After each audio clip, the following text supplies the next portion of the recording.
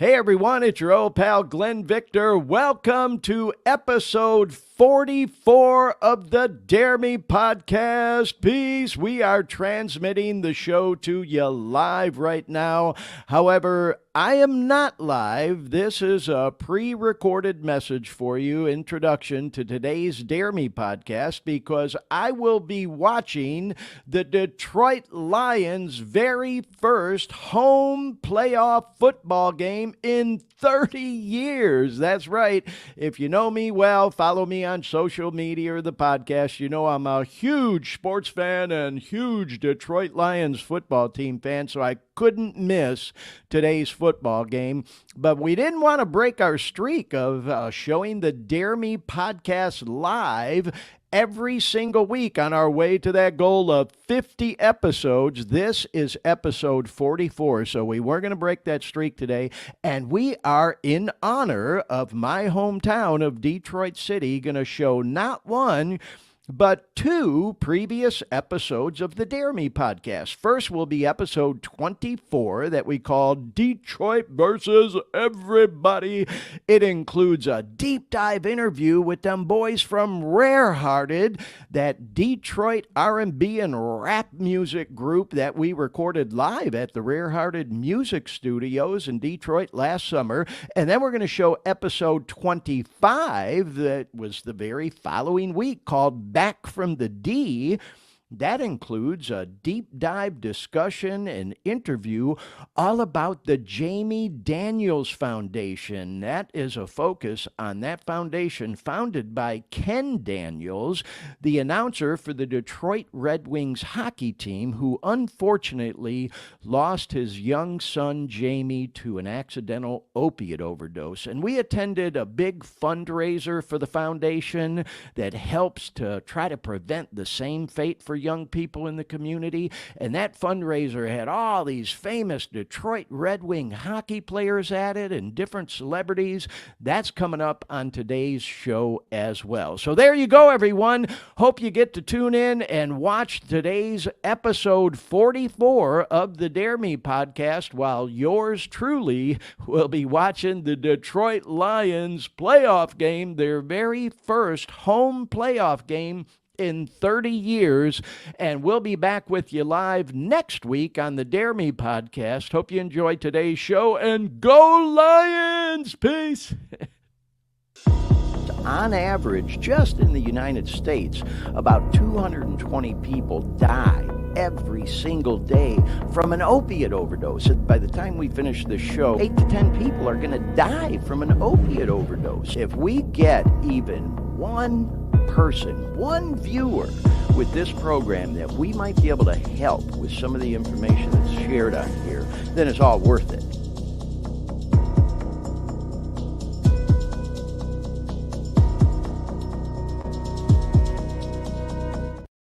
Hey everyone, it's your old pal Glenn Victor. We are coming to you live from my hometown, Detroit City, and we are live as well in the Rarehearted Music Studio, and we're going to be bringing them boys from Rarehearted on real soon. I have so been looking forward to this edition of the show, literally since we started the program.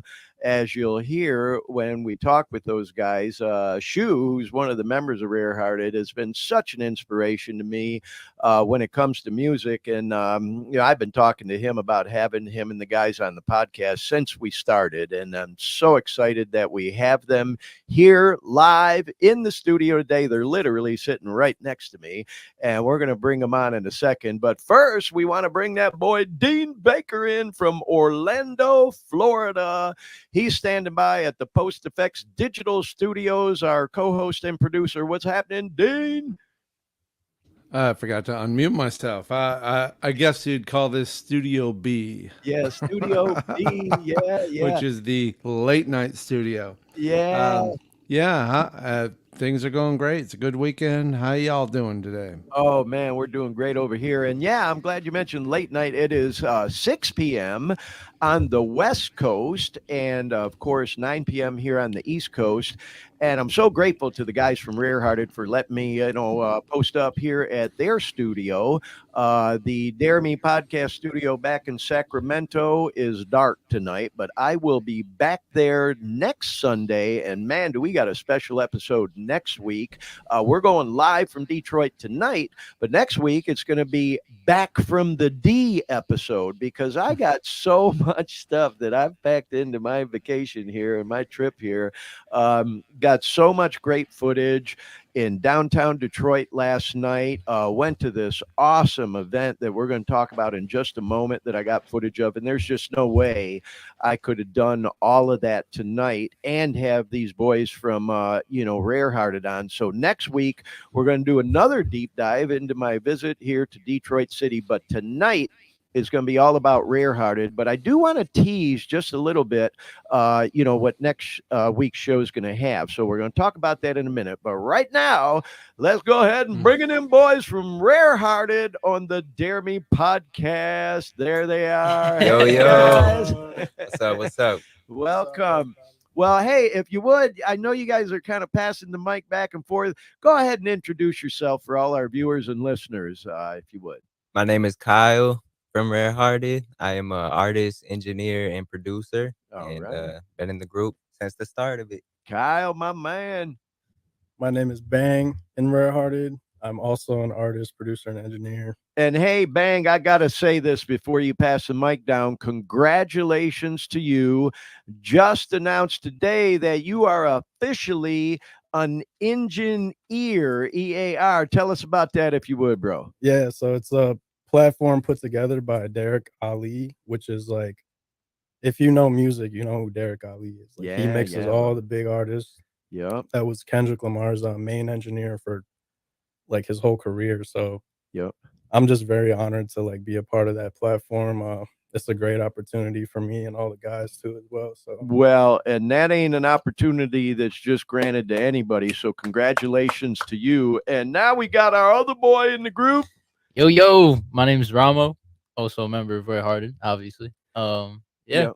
Artist, producer, songwriter, passionate man. Yes, you are, Ramo. And hey, y'all, if one of y'all would, we also have another member, but he had a previous commitment, couldn't be with us tonight. You got to give your other boy a shout out. Keon, always with Keon, us. our boy Keon. Always, Keon, we love always with us Keon. in spirit, no matter where we go. Yeah, buddy. And you know what? We talked about this a little bit before we started the show tonight, y'all. And we'll talk about this more as we go. But one thing I love about y'all is not only do you have all this great music as a group, but you all do your individual stuff too. And by the way, for all our viewers and listeners, first of all, welcome to the show. I see we already got 7 viewers, and I'll check the chat room in a minute. And people listening, we appreciate y'all supporting the show.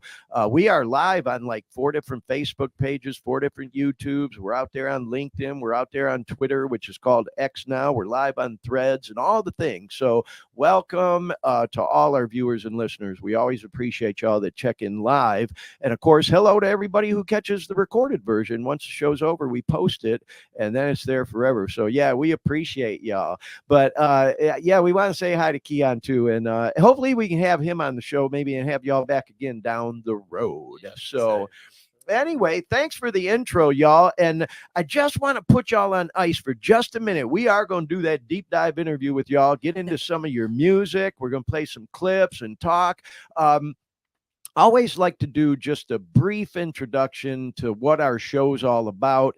And then, like I said, I'm going to show a few slides and a short video clip to kind of tease our Back from the D episode that's coming up next week, y'all. So hang tough with me for a moment. And right now, we're going to talk about the Dare Me podcast and what the show's all about, y'all. I'm going to try to do a shorter version of this introduction tonight because I'm really excited about talking with the guys. This show is all about trying to help people who may be caught up in addiction, or people who were and are living clean now and just working on staying clean. And that word or that name, Dare Me, is kind of you got some meanings behind it. First of all, it was kind of like dare me to come out and do this. There's this whole stigma attached to addiction or substance abuse disorder is kind of the phrase we've been trying to use now, because there is that a stigma attached, I think, to that word addiction sometimes. And so, yeah, it was like, dare me to come out and do this, and now that I have, we're 24 episodes in, man, wouldn't have it any other way. I'm so happy to be doing what we're doing with this show. And then once we came up with the name, we kind of took those letters and have these acronyms, these hashtags, drugs, addiction, recovery, enlightenment, music, and exercise. These are all my favorite topics, y'all, and we talk about them all on this show. And the reason that I decided to do this podcast on those topics is because I developed a horrible addiction to opiates. I broke my ankle and I got prescribed opiate medication. I probably never should have taken them because I've had a long struggle with addiction and substance abuse disorder my whole life. I started using as a kid when I was like 13, like most kids my age at that time that I knew. We all partied, smoked weed, drinking all that shit. Then I got clean at 25 years old, and I stayed clean for almost 17 years. I had some slips, blah, blah, blah. And then, like I said, unfortunately, I broke my ankle skating, and I ended up taking those opiate pain medications, and it went on for 9 years, y'all. I've been clean now almost 2.5 years, and thank God, by the way. But getting off of them things was truly one of the worst things that ever happened to me in my life. And so we decided to do this podcast to hopefully be an inspiration to someone that might be trying to kick, because when I was I was looking for information online, Googling stuff, looking on YouTube, how to get through opiate withdrawals and all that stuff. And my story is a long one. So if you'd like to hear or more about it, go back and watch some of the previous Dare Me podcast episodes. You can catch them on the Dare Me podcast YouTube channel, Facebook page, all the things. And I'll tell more of my story and more about it as we go. But anyway, that's the Reader's Digest version, y'all. We try to be an inspiration to people looking to get off dope, an inspiration to people who are living clean, and also to just anybody who likes good content, because we do talk about all the things that I mentioned: drugs, addiction, recovery, enlightenment, music, exercise. And I was talking with the guys before the show, and music is definitely one of the main topics we talk about on this show. And for me personally, it truly has been like a lifesaver. That whole parable of the empty mind. You take negative shit out, you better put some positive shit back in there real soon, or else that negative shit will find its way back in. And so music's always something I've had a passion for. I made a living playing music as a DJ on the radio and bars and clubs, mobile DJ business, all that stuff. But I've taken a whole different path with music now, in learning Logic, playing around with Pro Tools, producing music, auto-tune, singing and shit. And the part of the reason I mentioned that tonight is because the person who inspired me to do it is on the show tonight. That boy Bang Shu is with us, and we're going to talk with him a little bit more in a moment about all that. So before we get to the guys, though, I want to tease our episode for next week, Back from the D, because like I said, y'all, I spent some time here in Detroit City, and last night I was at an event at this place, the Motor City Casino, and a place in there called the Soundboard. It was a great event that I'm going to talk about and show a video for in just a moment, but just thought I'd show y'all. We're going to talk a lot more about it next week. We paid a visit to the historic Fox Theater, got some great video of that we'll show you next week. So again, we're just trying to teach you to tune in next week. There is the famous Little Caesars Arena where the Detroit Pistons and Detroit Red Wings play, and they have a lot of concerts there. That's the famous Hockey Town Cafe. And of course, there's Mickey there in his final season. He's a legend. If you're a baseball fan, you already know. And there's Ford Field where the Lions play. Of course, we all got big hopes for the Lions this year. And then there is the famous Renaissance Center in downtown Detroit. thought I'd take a picture of Aretha Franklin Way talking about music. Sister Ray, so famous in Detroit City. They named a street after her. And we had to stop by Mom Spaghetti, that famous M&M restaurant. We got a lot of footage there. In fact, we interviewed one of the guys working there, and he talks about all these famous people that stopped in: Eminem, Snoop Dogg, LL Cool J, and that's all coming up on next week's edition of the show. So anyway, y'all, I talked about this event that we attended at the Motor City Casino last night. And again, we are going to do a deep dive into that next week. And the reason we went was to attend an event called the Roast and Toast for the Jamie Daniels Foundation. Jamie Daniels was the son of Ken Daniels, and Ken Daniels is a legend in Detroit, play-by-play announcer for the Detroit Red Wings for 25 years. There's Ken with his son Jamie. Heartbreaking appearance, worst nightmare. Jamie died of an opiate overdose. Ken and his family have shared openly and formed this foundation called the Jamie Daniels Foundation about their son's struggles with substance abuse disorder. He was really trying to get his life on track through, treatment. And there's a fascinating and very interesting, heartbreaking story all about it that I highly encourage you to go check out. If this is a topic that interests you, just go Google the Jamie Daniels Foundation. It'll fucking blow your mind what happened. And these pictures, God, what a good looking kid, young kid. And he got a hold of some fake pills, man, synthetic opioids laced with heroin and fentanyl, and it killed him.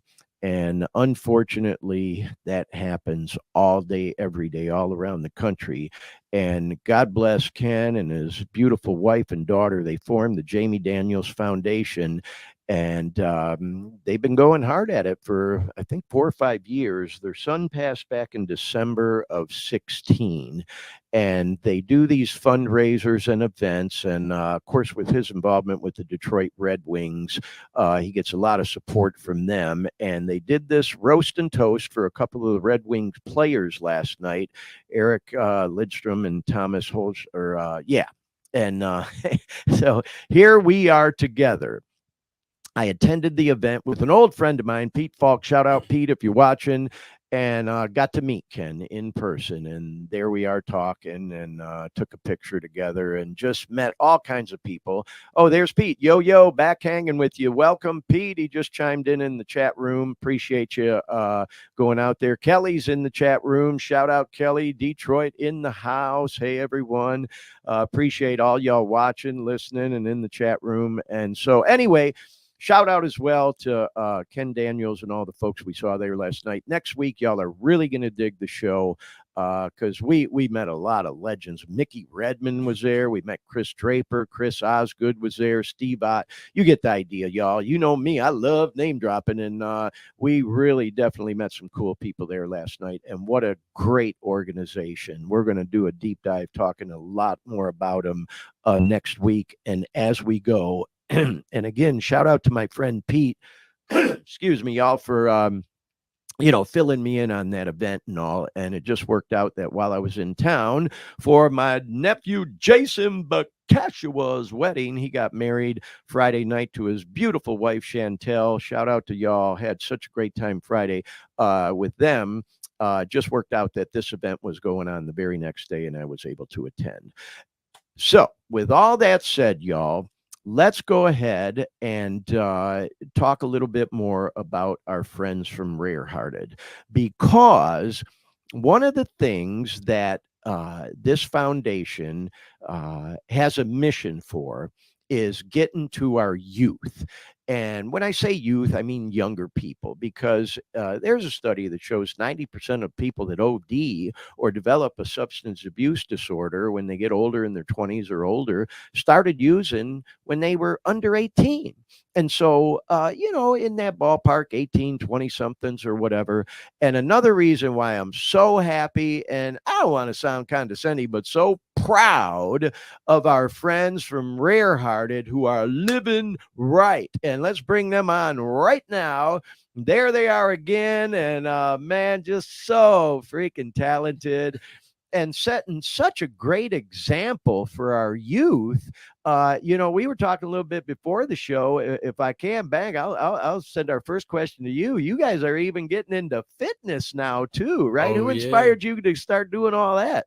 So Ramo was the one that put me and Kyle on fitness.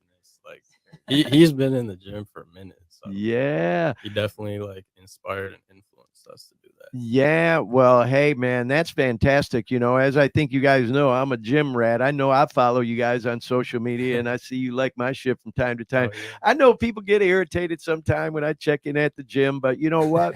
I saw a meme. I posted it this last week, and a lot of people liked it. It said, "You will inspire some and irritate others. Do it anyways." And so, anyway, with all that said, y'all, if we can, I want to go into this little bit of a story about how, Bang, I met your brother Shebang. And for our regular viewers and listeners, Shebang has been a regular guest on the show. He's here in the house right now, actually. And, when Shebang and I met, we were working on going to meetings together. We would ride together. And Manny told me he was into music. And we developed this little bond that we have in common. And man, we'd be playing music in the car and he'd start spitting, freestyling and shit. And he was like, "Come on, G, jump in there, man." And we were just having fun back and forth, no inhibitions. And then he told me, "Wow, man, my brother's really into music too, man. He's really, got skills. You should come over sometime and lay something down." And I'm like, "Really?" And he's like, "Yeah, a little more to the story, but if you remember, I came over, man, and we laid down what we do. We did a couple Grandmaster Flash. We did like 3 or 4 songs, right? Yeah, we did Grandmaster Flash and the Furious 5. We did The Message, Survival, and then I was having so much fun. I asked you if we could do a Frank Sinatra tune.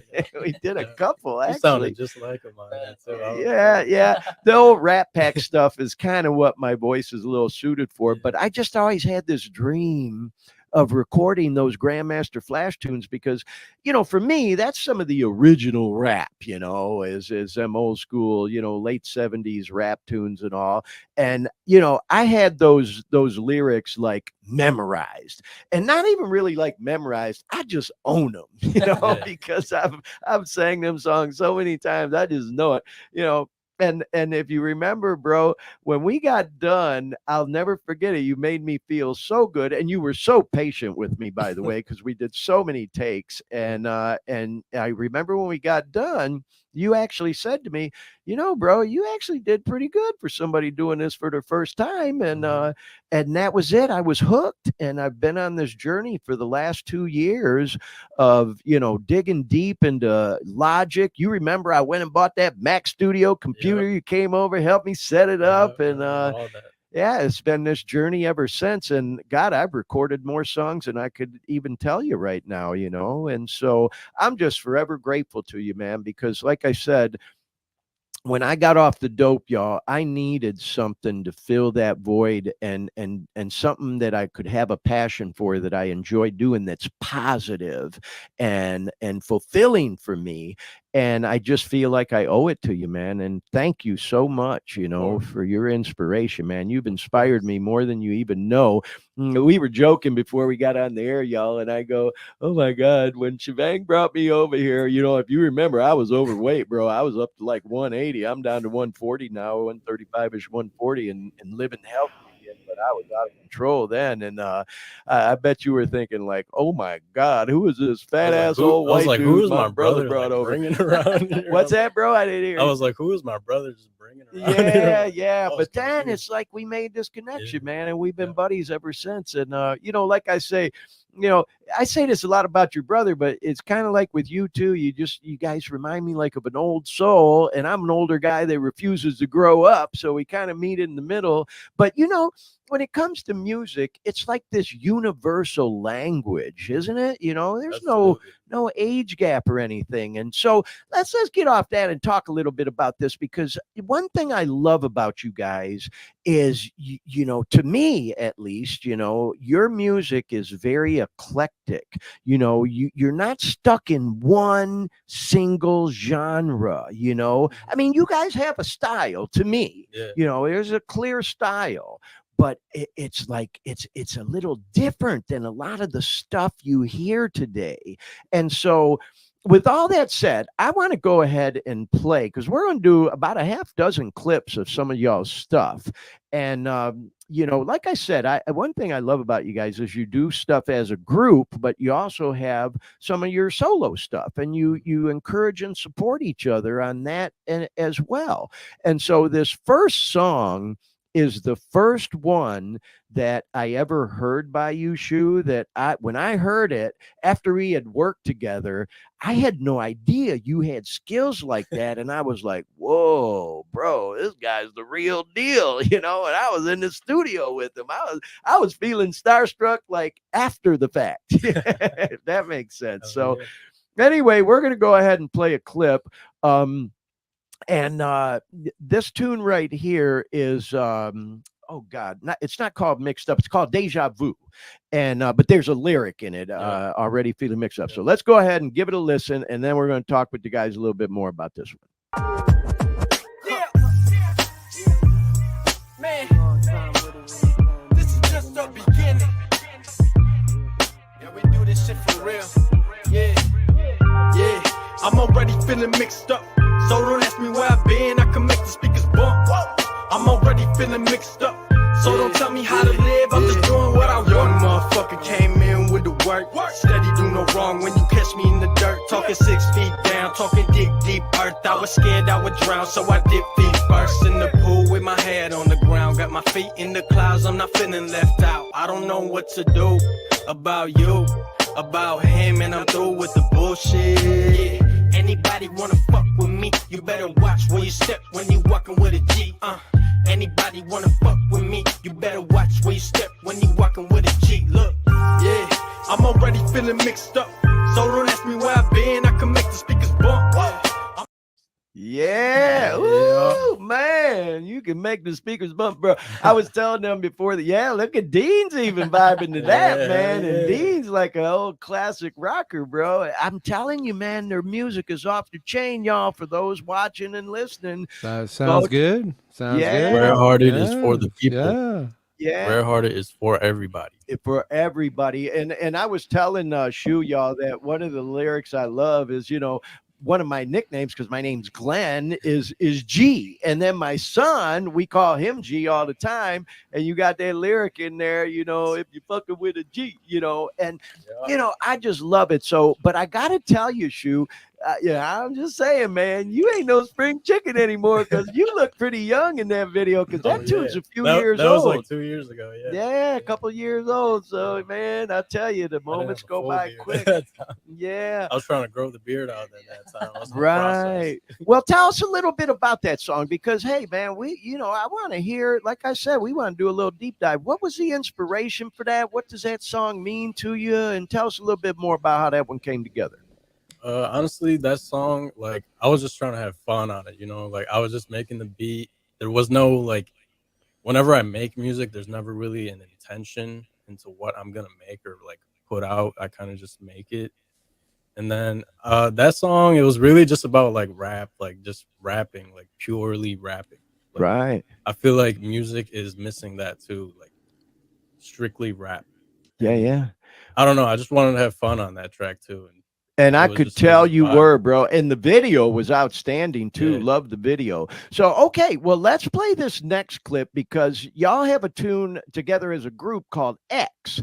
And what I love about it is it features all of y'all in these little runs on it. And so, Shu, we just show kind of the tail end of your little run on this, and then we go into one of the other guys, and then I'll show another clip. And we definitely want to talk to you, to your bros next to you. So let's play this next one, and then we'll talk. We independent, all I depend on is the beginning. Like, who are you kidding? Rarehearted, I don't need no friendship. Little boy, get the fuck on my mentions. Little boy, get the fuck on my mentions. X on the spot, this is treasure. I'm ahead of the curve, trendsetter. Don't lie to me, who do it better? Putting in work, I'm applying that pressure. Taking the stress off, got me together. Escaping the world, I'm untethered. Messing with big dogs, thought you knew better. Making a statement, one to remember. Run with the winners, pray for the sinners. All of us pros, it's not for beginners. My old girl was extra, I had to forget her. You don't got masters, you not a contender. You don't gotta worry, I always deliver. Competition, get them put in the blender. Turn back around, peace we not enter. Boss out of town, don't fuck with your members. Don't need handouts, I'm hot in the winter. Might fuck around and pop out in the fifth. Wow, man, we over here dancing. I looked over at the guys on the couch; they were all dancing. So our boy Keon couldn't be with us here today, but y'all gotta. Oh, look, Dave X just chimed in. Rarehearted, welcome, Dave. So tell us a little bit about. I wish he could have been here with us today, but like I said, we'll try to get him in here down the road. Oh, Kelly's chiming in. That's fire. She got like 8 of them up there. Yeah. So tell us about the fire that. department. Yeah. So, what about that song? One of y'all tell us a little bit more about the song. How did that song come together, and what was your inspiration for it? So X is the first song on our project, Full Circle, and honestly, that song to us was just all about energy. It was all about letting all of us have our shine, and just going in. We wanted to sound hungry. Yeah, absolutely. Starving artists. Right. It was us talking our shit for real. Yeah. That's pretty much what it was about. It's that first track, so we wanted to, set it off, give them that energy. So, right. Yeah. Well, tell you what, let's go ahead and play the second clip from that same tune, then we'll talk to you. We got next, wait on arrival. I'm on sin, I'm on bliss. That's me and Kyra. When is they win? When is they get? Most of them vibe. You not twin, life got twist. You're not alright. I've been the illest, they know it. Copy and mimic my style, I'm goated. You stay doing gimmicks just to get noticed. I'm just a kid like it and loaded. Still looking for where the opponents. I'm like Mona Lisa. Too hard to decode it, my ratio golden. You fake motherfuckers are actors. Jennifer Lawrence won't show you my masters. That's cause I own it. Best talk to me proper. Head of the state, come fuck on the monarch. Make you my queen, they never design her. Wrapped in designer, Gucci, Prada, Dolce Gabbana. I love it, man. That is hell yeah. You know it, bro. I got to tell you, your hairstyle in that last one reminds me of that boy Gene Simmons from Kiss. The way you had it pulled back. Everybody tell you that before? Yeah. But Dean, were you thinking the same thing? I see you smiling there. No, that you say it. I get that a lot. Yeah. But I love it, man. I just love the vibe, y'all. And I just think it's so cool that, again, you guys each took a run on that jam. Yeah, and that's what it was all about, really. Yeah. Well, what was your take on it, bro? You got the mic in your hand. Tell us a little about your involvement with that tune. What were you into when you were doing that one? Honestly, it was like we went into that whole project Full Circle trying to get some performance songs, because that is the goal for this year and next year, is to get us into a concert. Y'all gotta see us live for real. We got so much music, and X is the start of it. Yeah, well, I love it, man. And oh man, I'd be the first to buy a ticket to y'all show. I definitely want to see y'all perform live, because you know what? I haven't seen y'all perform live, and I'm just so into y'all's music. And you know what? That's another thing, talking about even like kind of joking about the whole Gene Simmons thing, but I just fucking love y'all's style, man. And I think it's fucking awesome that y'all are even thinking that way, because we're going to show some other stuff in a minute here, but y'all take that to heart. Like, you got that style where you're wearing the suits and ties. I don't know if y'all gonna like this or not, but I'm just gonna say it. Y'all reminded me, when I saw that whole vibe, I was thinking, man, these motherfuckers look like New Edition when they were young back in the day. Cause you got style, man. And so many groups now, I get it. I ain't judging. I like it all. You know what I mean? But some of them, man, they don't get that the dress is important. Like today, we're just casual, man. We're wearing t-shirts and shorts and stuff. But when y'all are performing, man, you take it for real, and you dress and you look classy as hell, and then go hard at it. And I like that. It's kind of a little contrast there, if that makes sense, So, okay, y'all, I want to go into this next tune, because this is also one of my favorite tunes by y'all. And, this is one y'all did together as a group. And this one's called Greenland. So let's go ahead and play this clip, and then I want to ask you some questions about it.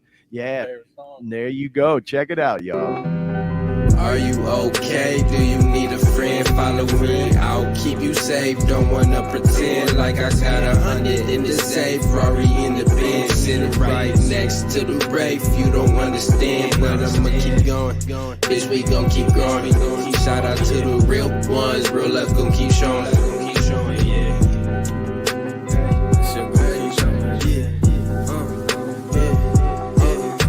I got it on tape, no crime scene. My eyes beaming like Sky D. We repeating like Chicago. This rainy shit on my poncho. Hold your shit up, how we came to win. Look, when this money coming in, we paying rent.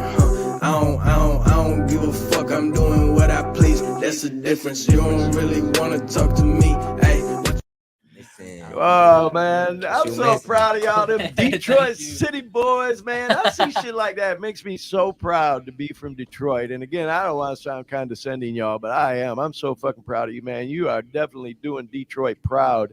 And I got to tell you, man, not only is the music off the chain, but these videos, man, y'all are doing a great job on the videos. So anyway, I was joking with the guys while I was playing. I love that one part where you go, ow, ow, ow, you know, and I made a reel, and that's how I started it, because I did a few reels promoting the show today. And so tell us a little bit about this song, because I'm just curious, you know, what was the inspiration for it? What's the meaning behind it? Either one of y'all, who wants to talk about this one?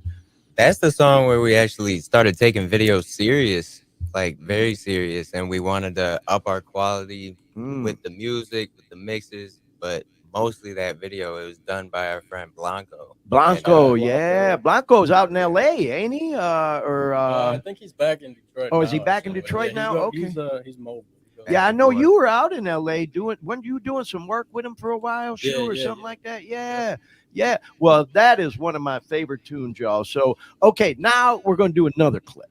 And this one, I was telling Shu that this one, it's got a different vibe, y'all. This is what I mean by y'all's music. It is, to me, it's so eclectic. It's not like y'all just are like pigeonholed into this one genre. And this one is called Dial Up.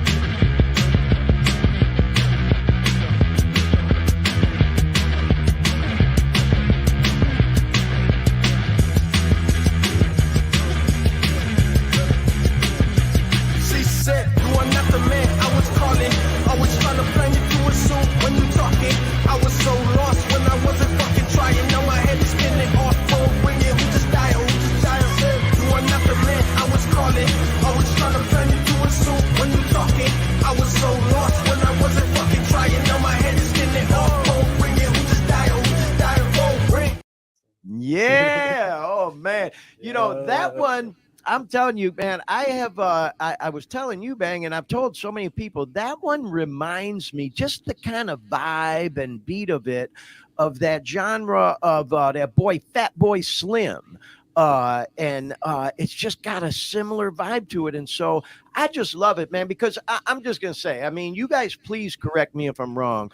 I think of you guys more as rappers than any other genre. You know, obviously you got the pipes, you got the vocals, you have some variety there. Well, okay, give him the mic, because he's pointing at each of you. I want to know what he means by that. Give him the mic. What do you mean by that? These two got the vocals. I gotta have that auto tune for sure. Keon goes crazy as well. But Kyle is the best, like, lyricist. He's got the pen game. He's got the best, like, rap style, if you want to say rap. Like, I started off rap, and that's what I love the most. So keep to it. Well, you know what? You mentioned auto-tune. Let's talk about that for a moment, because, you know, we've all heard it, man. There's like people like, oh, the motherfuckers using auto-tune, man. You know, there were people with talent until auto-tune came, you know, and it's like, fuck all that, man. You know, I love it. And I know such talented artists that love auto-tune. Yeah, you know, Shu, you know, I'm a big fan of that girl, Benny, that me and your brother went to see down at the shelter at St. Andrews Hall, and we met her and got to talk with her and stuff. That girl has the pipes, man. She can sing, but she loves auto-tune too. And she put a little something out there. She did this tune with a lot of auto-tune on it, and she knew some people were going to cop attitude about it. And she was like, hey, if any of y'all have an attitude with the auto-tune, she goes, fuck you. Basically, because another reason, as I alluded to, Shu, that I'm so grateful to you is because my journey has been, if you work in Logic or Pro Tools or whatever, you start learning about all these different plugins and special effects and all that you can put on your voice, And then here's something I'll say, not to belabor this issue, but I saw an interview with Julian Lennon, John Lennon's son. There was this interview on YouTube, and this dude was talking to him about different things. And he goes, hey, man, I want to ask you a question. All these young artists now using auto-tune. He said, do you think your dad would have embraced or liked auto-tune, or would he have been like, nah, fuck all that? And without skipping a beat goes, oh, my God, my dad would have loved auto-tune. He said, think about it. The Beatles were known for experimenting with different things in music and different sounds. And then he went on to say, he goes, and my dad hated his voice. He didn't think he had a good voice. And we're like, what, John Lennon? But he didn't. So he would have loved auto-tune. So the point I'm making is, I don't want to sound all defensive because I use it, I can sing like we talked about a little bit, the Rat Pack style and stuff like that, without really putting a lot of sauce on it. But there's some stuff that if I don't auto-tune it, it's like I would never let somebody hear that shit, So anyway, that's why I come down off my soapbox, y'all. But I love auto-tune, so I follow you, bro, I feel you on that. Yeah. But so anyway, yeah, that tune, I love that tune, man. And what was the inspiration for that video shoot? Because you guys were like in a hotel room for that one, right? So that was Kyle's first video that he ever shot, directed, edited. So we were like, okay, let's just do it ourselves. Let's figure it out. And that's what it took. Like, we figured it out. We had a version of the video, and then he completely just scrapped it. And he's like, all right, we're going to do it like this. And that's what this video came out to be. And it was really us just, again, like getting our feet in the water, trying to get used to things and just trying to create art. Yeah, exactly. Without spending $400. Yeah, there's no budget for any of our videos or music. Like, everything is self-funded, everything is independently done. Like, for now, because I'm predicting, man. I'm predicting one day I'm gonna be like, I knew them boys Rarehearted before, because y'all are going places, man. I really believe that. I really do. You're just so talented. And so I want to go to this next song because this one, it's got a different vibe than, like the one we just heard. Like I said, it kind of almost had that, Funk Soul Brother, Fatboy Slim kind of vibe to it, where this one is kind of more of like a mellow, I don't want to flower it up too much and say love song, but it's definitely got more of a mellow vibe to it. I got to tell you, bro, I just fucking love this tune called I Want to Know. Oh, Cole C in the house. These guys are something the industry needs. Say that, Cole. Welcome, and thanks for checking in on the show. Yeah. So, okay, let's check this one out. One of my favorite Rarehearted tunes. And, oh, look, wait, what was that? I want to see the comment. The mindset these guys have are unbelievable and unmatched. Cole C chimed in again, and I couldn't agree more. Shu says, shout out, Cole. So, okay, let's go ahead. Oh, there's Dave again. Woohoo! Agree, Cole. Yeah, we got a whole blown up here. Yeah, we got a whole chat room full of people and viewers and listeners. But okay, man, I want to play this clip because I do want to hear about the inspiration for this tune a little bit more, because this is one of my favorite tunes. So let's go ahead and play it. I want to know this. I want to know this. What's it taste like? Can we make right? Can we take flight? Shit, I'm okay right here. I'm okay right here. I wanna know this shit. I wanna know this shit. What's it taste like? Can we make right? Can we take flight? Shit, I'm okay right here. I'm okay right here. See the moonlight, get the moon right. I want you right here. Give me 2 nights just to prove that you not too nice shit. See the moonlight, get the moon right. I want you right here. I want you right here. Wow, man, I just love that tune. And you know what? I definitely want to ask you some questions about that. I'll also say that, bro, you were just saying, y'all do these videos, they're low budget and, not spend a lot of money, but they're fucking high quality videos. And so, Dean, I wanted to get a little bit of your take because, I know you've done your share of music videos and foreign like rap artists and stuff. And, Oh, throwing me under the bus now. well, it ain't throwing you under the bus, but I'm just curious. These guys The are old school working, bus. yeah, the old school bus, but they're working, like you said, I just used the phrase on maybe a shoestring budget, but I think they're like top shelf videos and you're making the best of the resources you have for today. So, Dean, what's your take on them videos? I think they're fucking awesome. What would you say? It's a new day, a new age of videos that the rules are being rewritten. Yes, yes. And it's exciting. I'm all over it. It's I'm so glad I don't do that anymore. But well, I got you know what? There's a reason why, across the board. I mean, people are becoming more and more proficient with even their cell phones and shooting films and videos and whatnot. So I'm thinking that there's the twerkers on TikTok, they're making better videos every day, and I gotta love it. It's a brave new world out there. So I'm well, I appreciate. I kind of wish it was happening 30 years ago, but but okay, here we go.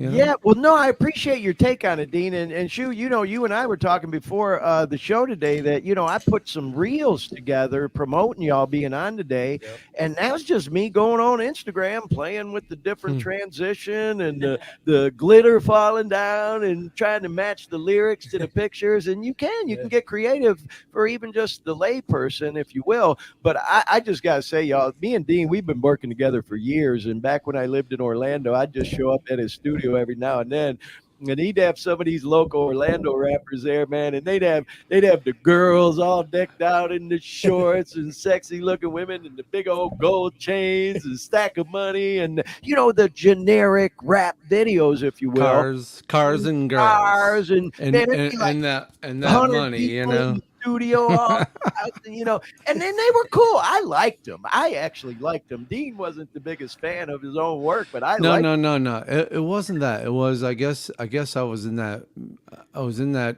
arena where really crappy music gets laid out before me, and I'm supposed to go, hey, you want to work and make money and make a video? And I go, great. Now let me hear the music. Yeah, but see, you got to remember, music is a very no. There is such a thing as bad music. Okay, You know when there's a bad song. Yeah, that's true. Okay, you just know. No, I give y'all that. That's true. That's true. I had one video. Maybe it was 10 years ago. The woman came in. She's from like Trinidad or something like that, and she had this song, and she was doing a kind of a,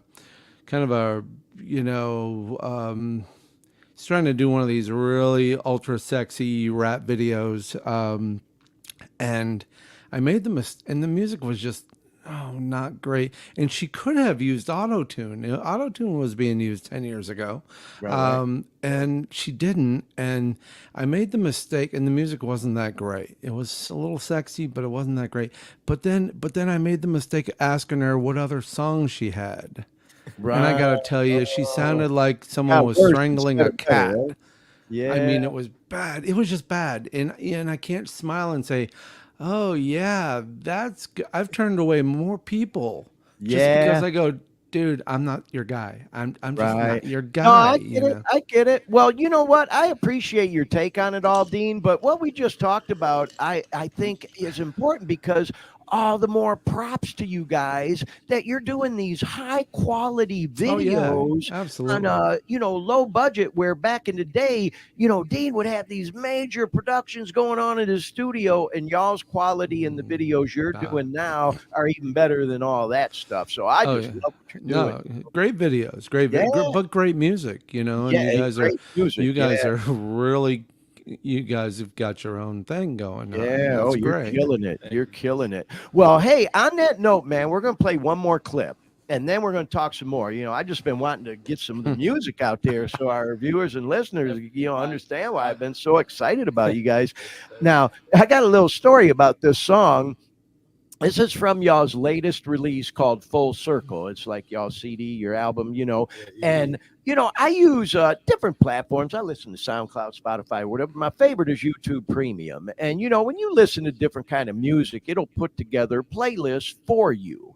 And so, based on your algorithms and your listening habits. And so I was telling the guys, I have, Cole says, hey, this gives us our time to shine with our generation. You guys had CDs. Well, okay. Oh, yeah. I'm glad he put that out there. What is the proper terminology when you put a compilation out there like that? What do you call it now? An EP or honestly, dude, like at this day and age, since there is no physical music being bought, not I wouldn't say no, it's but digital. Like, I get it. Yeah, there's no you can call it whatever. I can call albums came back. Still call it an album. It doesn't have to be vinyl to be an album. But vinyl came back. It's coming back. Vinyl's coming back.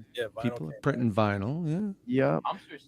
I think cassette tapes are gonna make a run back. Oh yeah, 8-track. Yeah. Oh no, we don't want no 8-track. Man, that would suck. When I was younger, bro, I'd be riding down the road in my car, and you'd be in the middle of the best part of the song, and all of a sudden you'd hear this. So it'd switch over. Hey, I'm glad we didn't have to go. Do y'all know this boy Dev Ravel? Is that one of y'all's friends? He said, "Go babies," So we got another person. That might be one of my family members.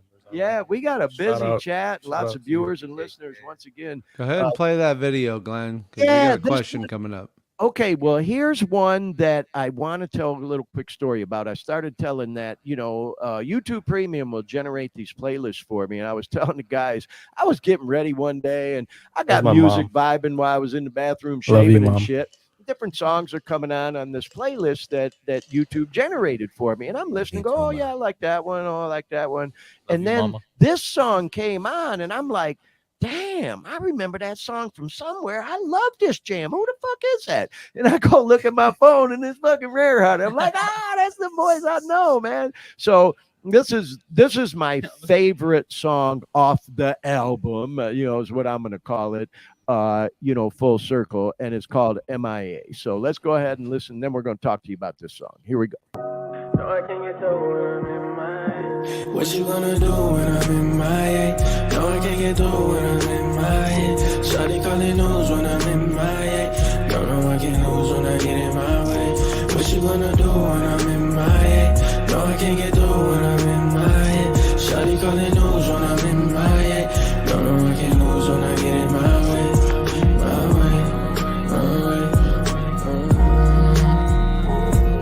She ain't got no sense of love, it won't waste. We've been bouncing back and forth to both ways. Switching up your plans to come to my place. The things we crave, got you up late.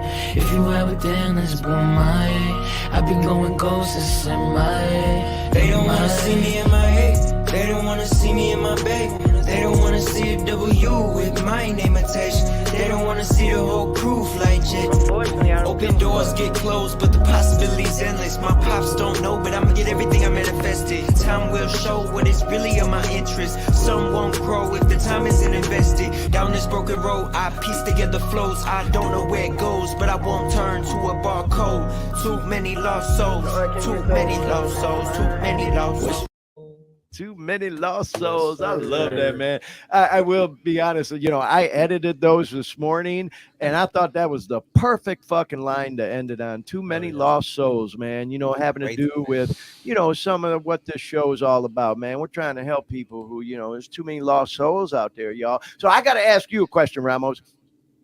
This is the kind of shit. This is how my crazy mind works. I'm looking at the artwork for the cover of that. Yeah. Everybody's wearing a white shirt and a tie. Yeah. You got on another one. Was that planned or No, was that... it's just because I didn't have a black suit. Oh, so okay. like I was like, all right, well, you know, suit, yeah. Yeah, So, but you know what? Check this out. So I'm, not to compare apples to oranges, but I love it because it made that pop. yeah. And it reminded me of, like, remember the Beatles, Abbey Road? They're all fucking walk across the street, but Paul ain't wearing no fucking shoes.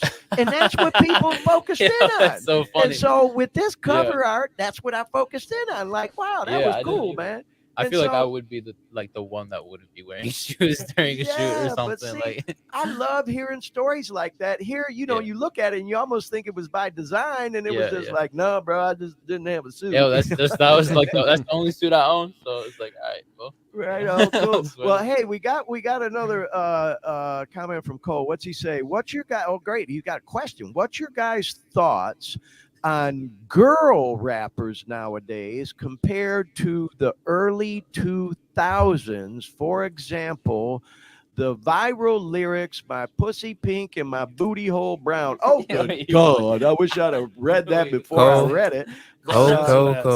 But you know what? Hey, man, it is what it is. On this show, we put that content warning on the front end that, man, sometimes we use strong language on here. We'd like to keep it real, so it is what it is. What's y'all's take on that, and what do you got to say about that? Be careful, bro. Be careful now. Here's my filter take on it. Right. So, like, well, music is music. If you enjoy it, you enjoy it. I guess maybe he's asking you if any of you guys are fans of girl rappers right now. Like Doja Cat. Who do you listen to? Who do you listen to? There's such a small handful of female rappers that I genuinely like. Like, I cannot say I don't want to throw names out there, but like the top names. Like, I don't enjoy listening to that. It's just not for me. But that doesn't mean that it's not for like anybody else. You know what I mean? Yeah, see, like, I love like Doja Cat, for example, and not that all her stuff is rap, but hey, man, she gets raunchy, and I love a strong, independent woman. I'm listening to her shit going, go, girl, go. You tell her, man, this ain't just for the boys, So Rhapsody for sure. One of the best lyricists out there. Right. And hey, I want to also mention, I got to send a shout out to my boys back in Sacramento, Moving Forward Music, Tyler and Josh. And I went to an album release party. In fact, your brother Shebang went with me, bro. And they had about 5 different girls artists rapping there as warm-ups, and one of them was this girl Spittles, and shout out Spittles if you see this, and she was awesome, man. I loved listening to her stuff. So I guess it's just a matter of preference. Hey, Cole's chiming in again. He says X, Selfish, and MIA hardest songs ever. So yeah, for the rest of y'all, man, definitely go check out the Full Circle compilation and release, because it is off the chain. Out now. And then, look at Linda chiming in. She says hi to all the Detroit peeps from a transplanted Detroiter.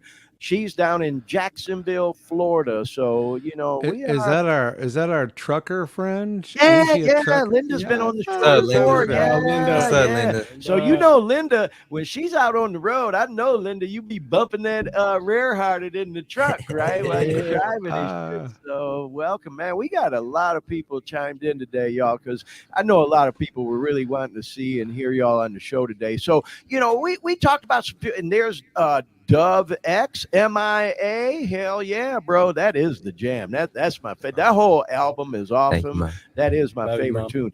But let's talk a little bit more about Full Circle. Oh, Pete says, I can see why you prop these guys up so high. Great stuff. And I got to tell you, bro, you're coming from Pete, that is a high compliment. Pete is one of my old friends. He's from my generation, y'all. Rock and roll drummer. And I'm talking, they reached that level, bro, and his whole family is musical. So, Pete, man, thank you for that comment. Yeah, man, maybe one day we'll get together with Pete and y'all can meet him, but he's a real one for sure. But yeah, I want to talk a little bit more about the whole Full Circle compilation. Y'all, I know y'all worked hard on that and for a long time. So just, whatever it is, you could tell us about it. What was the inspiration? How did it all come together? How's it been being received? Obviously, great with our viewers and listeners. But what's your feeling on the whole thing, bro? This EP, it was 15 tracks at one point. I mean, there is a whiteboard in this Yeah, room it's literally right there. with all of the tracks that were supposed to be on it Yeah. and that didn't make it because we ended up like just saying like it needs to be short. Like everything needs to be heard, and we can't just put out like albums that they only listen to the first three to five songs on. You know what I'm saying? Right. Yeah, that's true.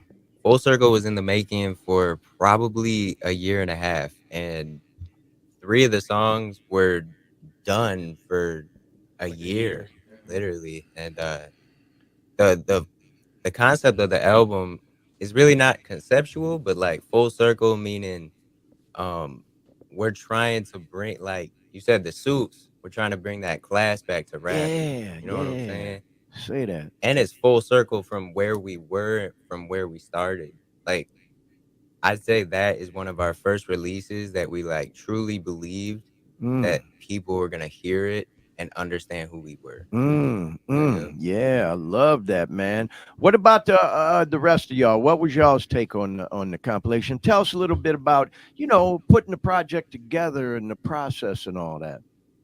So yeah, like Kyle said, it was probably in the making for like a year and a half. The first song we had was Selfish, and it was just me on the song, and Keon had made the beat. It was just drums and a melody, like simple, like simple is always good. Yeah. But yeah, so the whole in my eyes, Full Circle is like, it's just who we are, like at a higher place from who we were. So when we started, like we were young kids, we didn't know how to work programs, but we knew we wanted to make music, and Kyle was the first one to do that, and he got us all on to making music and like getting a laptop. And I remember like Ramo and like Kyle and even me and Kenny, like we were all saving up money to like get our own computers and shit so we could like start making music. So it's really just it was kind of like a self-rewarding project too. Like, oh, we've come this far, even though it may not show. Like, it definitely, if you look at it in a grand scheme of 2-3 years, like we've made a lot of progress. Right. It was a good project for sure. Yeah. Stamping time for us. Yeah. What was that, bro? I didn't hear you. It's a stamping time. Oh, a stamping time. Ramo, let's hear your take on it, man. Cause I think with each project that we've worked on, or like since we started, like we've been learning a lot about working with each other and just like actually making projects in general, and this one I think is the first one that we were just super confident in. I think that we all sank into that, like into our confidence, into our skills, into like what we want to do more of and what we want to give more of. And for sure. And the name, the title was just so perfect for us because we get into a lot of deep talks, and we noticed that a lot of our conversations were ending the way we started them. And so like we'd always just say, dang, that's a full circle moment. That's a full circle moment. So it was just so fitting, and everything about that project is just, to us, is just so, it's like our baby, We got a name right down here. Everything like you hear and see was like, everything you hear and see was all made in this room, or in his room or in his room. Like, we don't have no big budget studios or anything. This is the studio. You know what? I mean, not to flower it up, which is one of my favorite sayings, y'all, but I believe so much in like vibes and energy and just being in this studio. And talk about full circle. Shoot, when I walked in this studio for the first time, I was a broken man. I was still getting clean and a little bit dope sick over a couple of years ago. And to be in here today, we were talking before we went on the air today. You were like, damn, bro, I remember before you even started this podcast when you first kind of came up with the idea and ran it by me. And here we are 24 episodes later.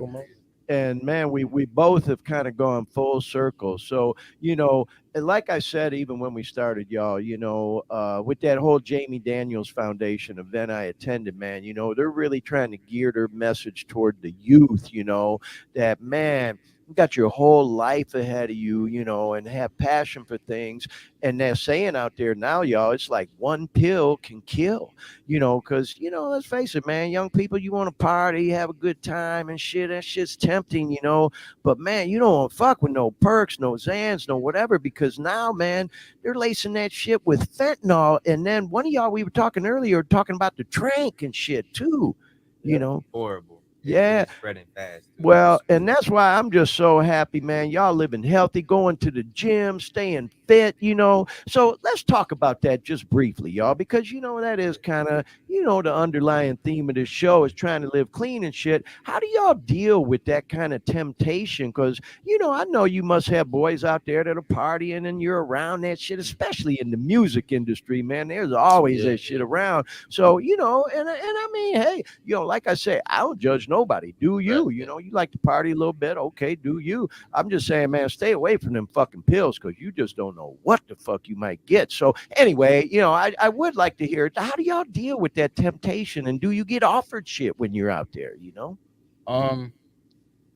I think honestly it's finding a balance Yeah. within yourself for sure. Yeah. You know, like being physical, going to the gym, I feel like it's just so necessary. And I mean Yeah. anything like that, anything that's healthy for you to get you that dopamine, Yeah. it could be anything really.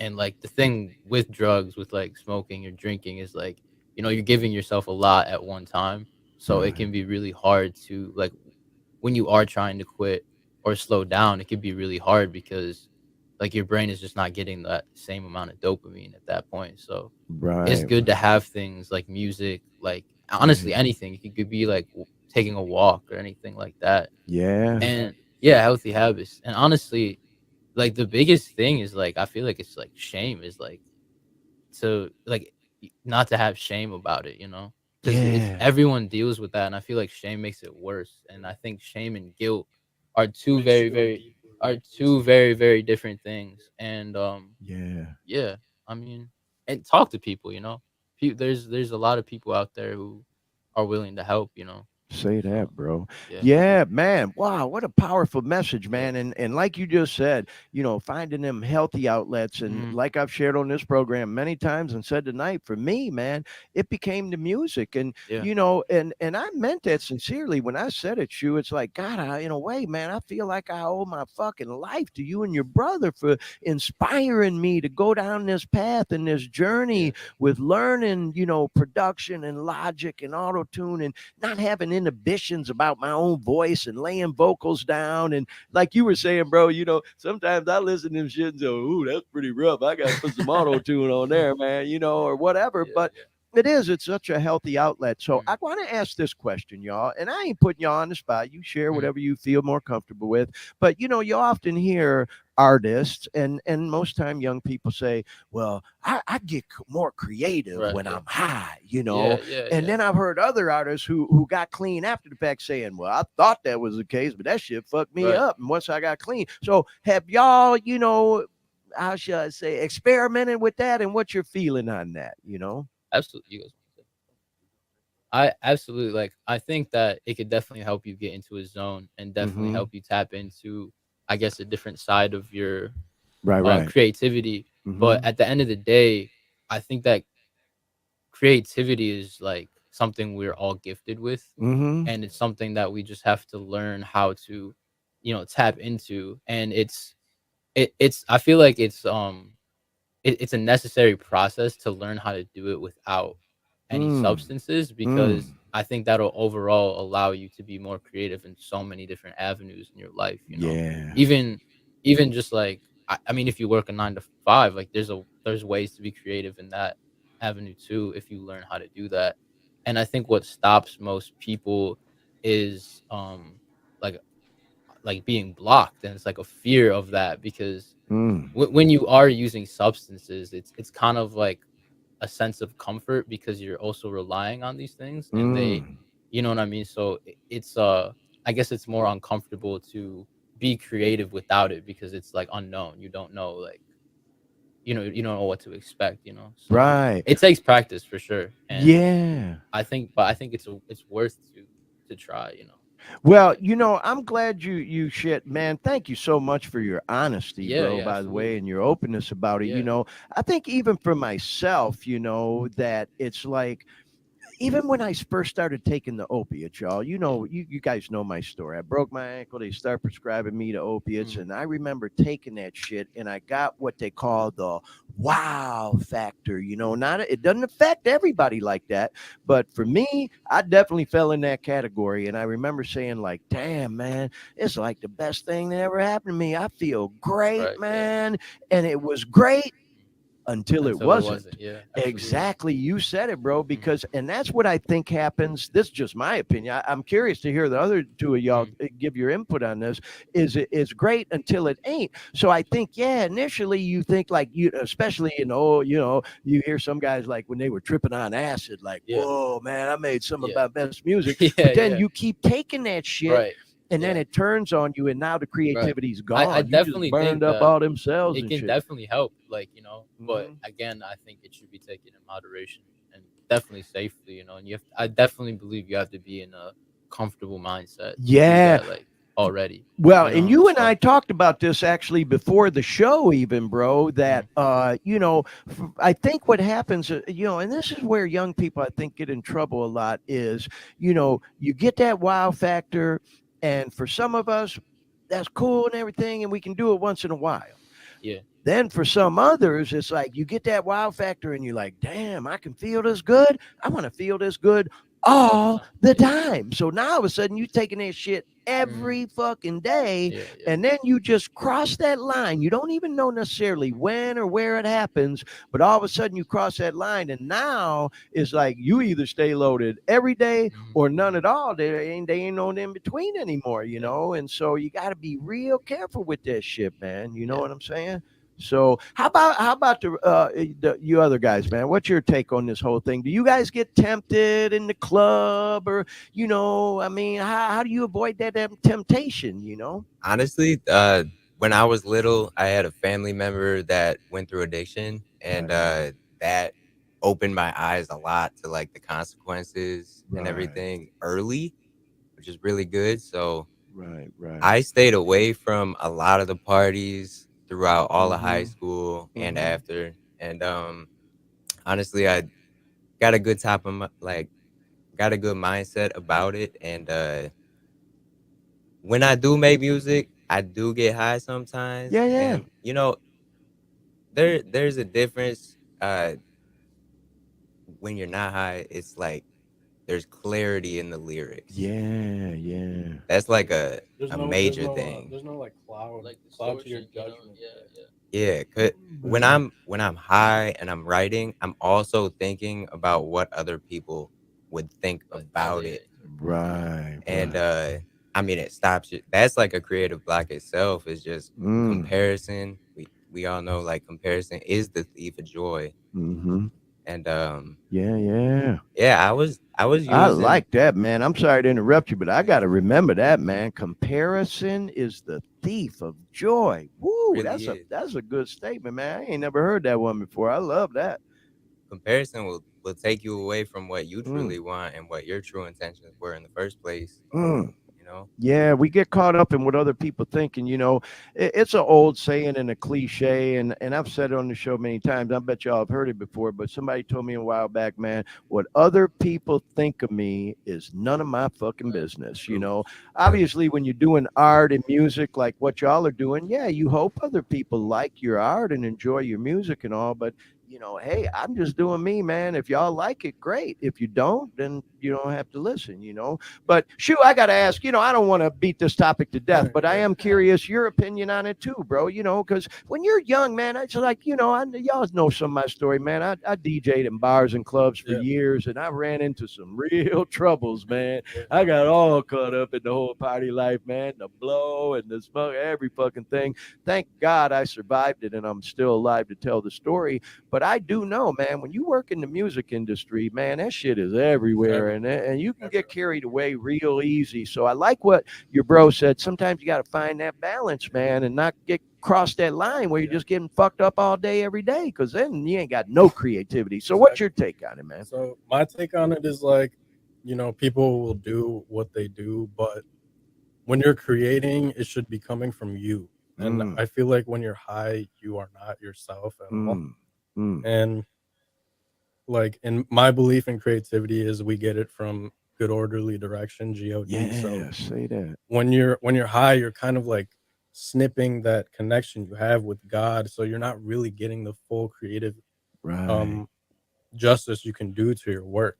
Right on, but bro. don't get me wrong, like there's great artists. Like, people will argue like Eminem made his best music when he was fucking using it. Hey, I love that Like, Relapse album, man. yeah, and That like 3 even Juice a.m. and World, all like that rest in shit. peace, Oh, like man. all those young artists who passed away from like drug overdose and whatnot. Like, yeah, they were using, but they made great music and they touched millions of kids' lives. Like, you can't deny that either. And like me personally, like I intern at a studio East Side Detroit, so I saw all kinds of like fucking weird ass people, like dope fiends and shit like that, drug dealers to drug users. And I would see, like, I would be listening to the music that they're recording, and I'm like, in my head, I'm like, what is, like, this is good music to them. But when you're in that mindset of high, like, certain things sound good, you know what I mean? Like, for example, like, I heard this video saying music nowadays is for the drug user. Back in like the 90s was for the drug dealers. Right. So there's a whole different like approach to it and sound to it. So I mean, definitely, I feel like it definitely like clouds your judgment for sure. But at the end of the day, like, your creativity should come from who you are as a person with it. Like, no crutches, no lifters, downers, whatever. Like, this should just be you. Yep. Well, you know what, y'all? I can't thank y'all for taking that little deep dive into that topic with me, because you know what? It's scary, man. When you think about some of the artists, just to name, fuck, everybody knows like what happened to Prince, Tom Petty, Juice World, Peep, all these guys, those are older artists from my generation, younger artists from y'all's generation. And, these guys, they didn't want to fucking die. They were just partying or got caught up in a little, whatever. Some of them were, I think legit taking them for medical reasons, but then got physically dependent or addicted or whatever the fuck. And then they got bad pills and fucking died, and it's like, God damn, it's scary. And so I'm just glad to have an open conversation with you guys about it. I can't tell you how much I appreciate your honesty and your insight, because I think that's a great inspiration to other young artists. Because I will tell you, I know we have a lot of other young artists that participate in watching and listening to this podcast. So I really think y'all, are setting a great example. Not to say y'all gotta, take this thing of being a role model, the heart and all that, but people do look up to guys like y'all, and so I just think you're spreading such a positive message, living healthy, going to the gym, talking openly about this topic, because you know what? I really appreciate what you said, bro, about the whole shame thing and all, because, that's for real, bro. Like, even at that Jamie Daniels Foundation event I went to, they talked about not only wanting to get to the youth, but also approaching this topic of what they call the stigma, because that is the one of the biggest stumbling blocks when people get a substance abuse disorder, man, is they're so apprehensive about coming out about it or asking for help. Well, what are people going to think of me? I mean, it was even that way with me, bro, starting this podcast, because, I came from the business world where I knew there were going to be a lot of people working in the media and the business world that didn't know that, I was struggling with that. Like, oh my God, what happened to Glenn? That motherfucker's a drug addict. Oh my God, and all that, and so, I was apprehensive about it at first. And now, man, I wouldn't have it any other way. Like I've said on this show, I've had so many people send us positive messages, DMs, and all that kind of stuff, thanking us for what we're doing.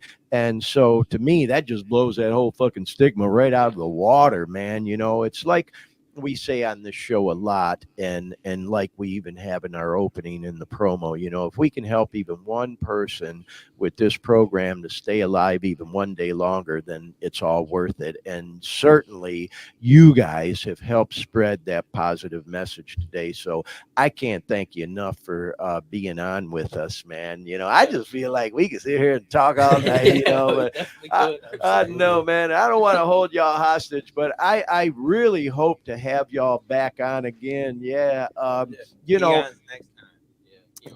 Yeah, we got to get that boy Keon on for real, for real. So before we wrap it up, though, y'all, I do want to ask one more thing. We talked about the Full Circle release, and that's the best word to use. We'll call it the release, right? Instead of a CD or whatever. Oh, we did have a question, though. I wanted to go back to Dove was asking.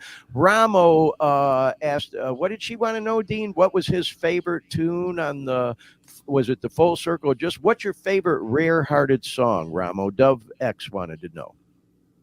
My favorite song on Full Circle or just you see the question there just says, Ramo, what's your favorite Rarehearted song? So I guess any of them. What's your favorite one? That's because I'm thinking of the songs that we don't even have released either. So, right. So y'all have like the vault, right? Like yeah, we definitely have a vault. Oh man, I can't wait to we all got like a bunch of music on our hard drives. Oh, but that's I think I'd say, wow, I actually got to think of it. Like, I love because that to be honest, every song has like a memory. It's not even just the song itself. It's recording it and like the overall feeling I had being in the studio with these guys from like start to finish.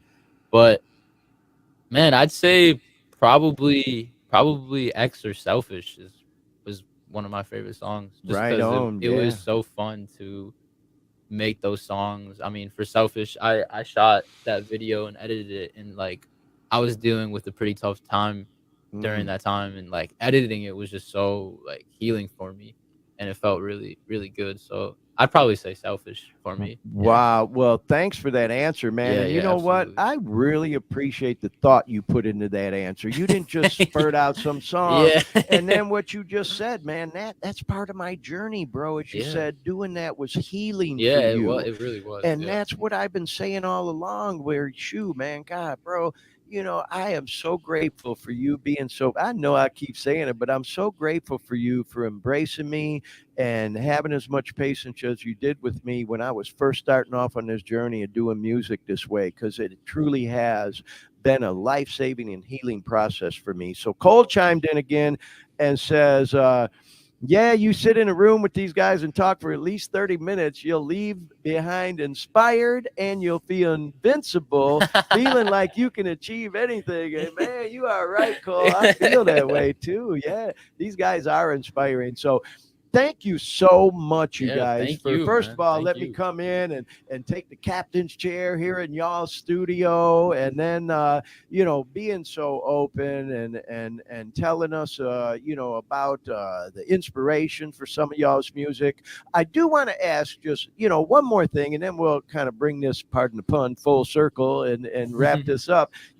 Where y'all going from here? I know y'all touched on it a little bit, and you got a lot of unreleased music and stuff, but I know y'all have some other projects coming up, and let's talk with y'all a little bit about that. Shoot, I know you got something in the can coming out real soon, don't you, bro? Yeah, this Tuesday, so tomorrow at midnight, I'm dropping a double packs, which is just gonna be 2 songs, Dance in the Rain and Do It. Okay. I produced it. Rama helped me write Dance in the Rain. We're shooting a video for it right now. It's probably not gonna come out for a little while. It's a movie. It's a movie. It's a movie. Yeah. Kyle's dropping a Starfall at the same time too. Like, right?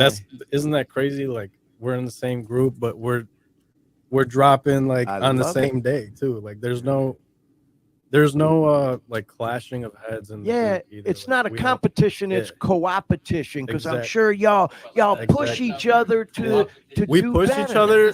We push each other too, but sometimes there's songs like I'll hear a song and I'll hear like Kyle rap on it, I'll be like, oh shit, I need to redo my verse. Like, I don't want him to outdo me on this. Like, there is a competition, it's a friendly competition. Yeah. And we push each other. Like, we want each other to be the best versions of ourselves. Say always, that. for sure. So. Say that.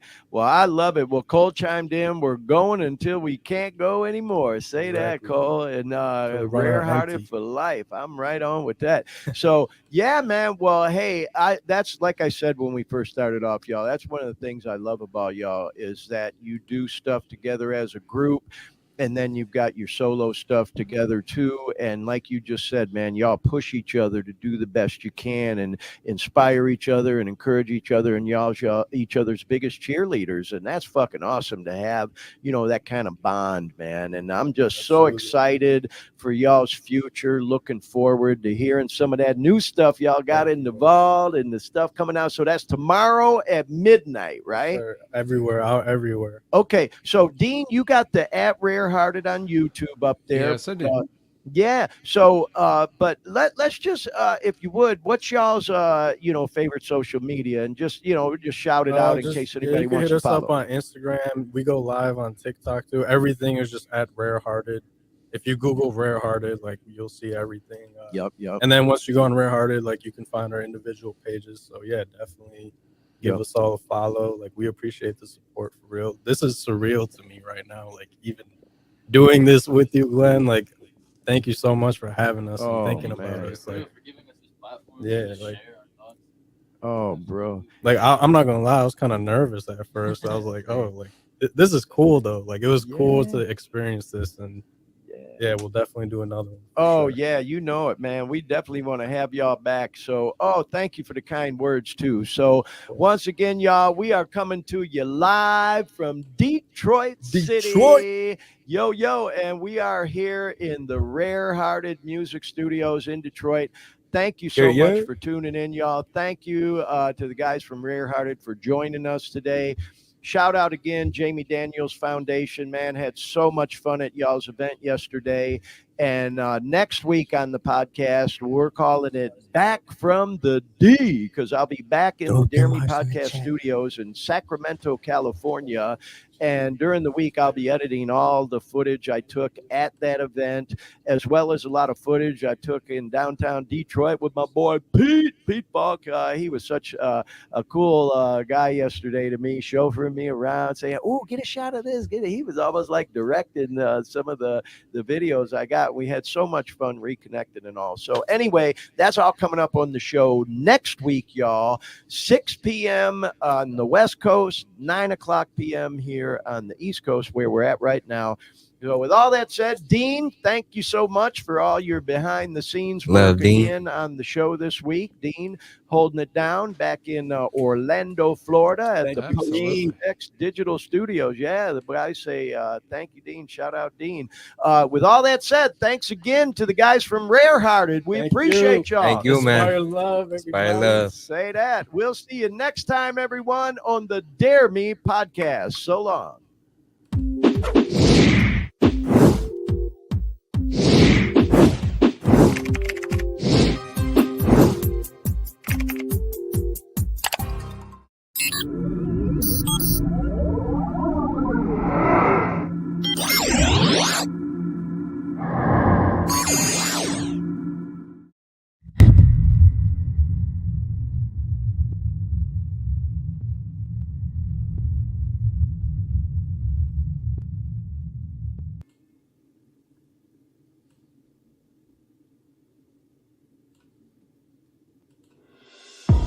On average, just in the United States, about 220 people die every single day from an opiate overdose. By the time we finish this show, 8 to 10 people are going to die from an opiate overdose. If we get even one person, one viewer with this program that we might be able to help with some of the information that's shared on here, then it's all worth it.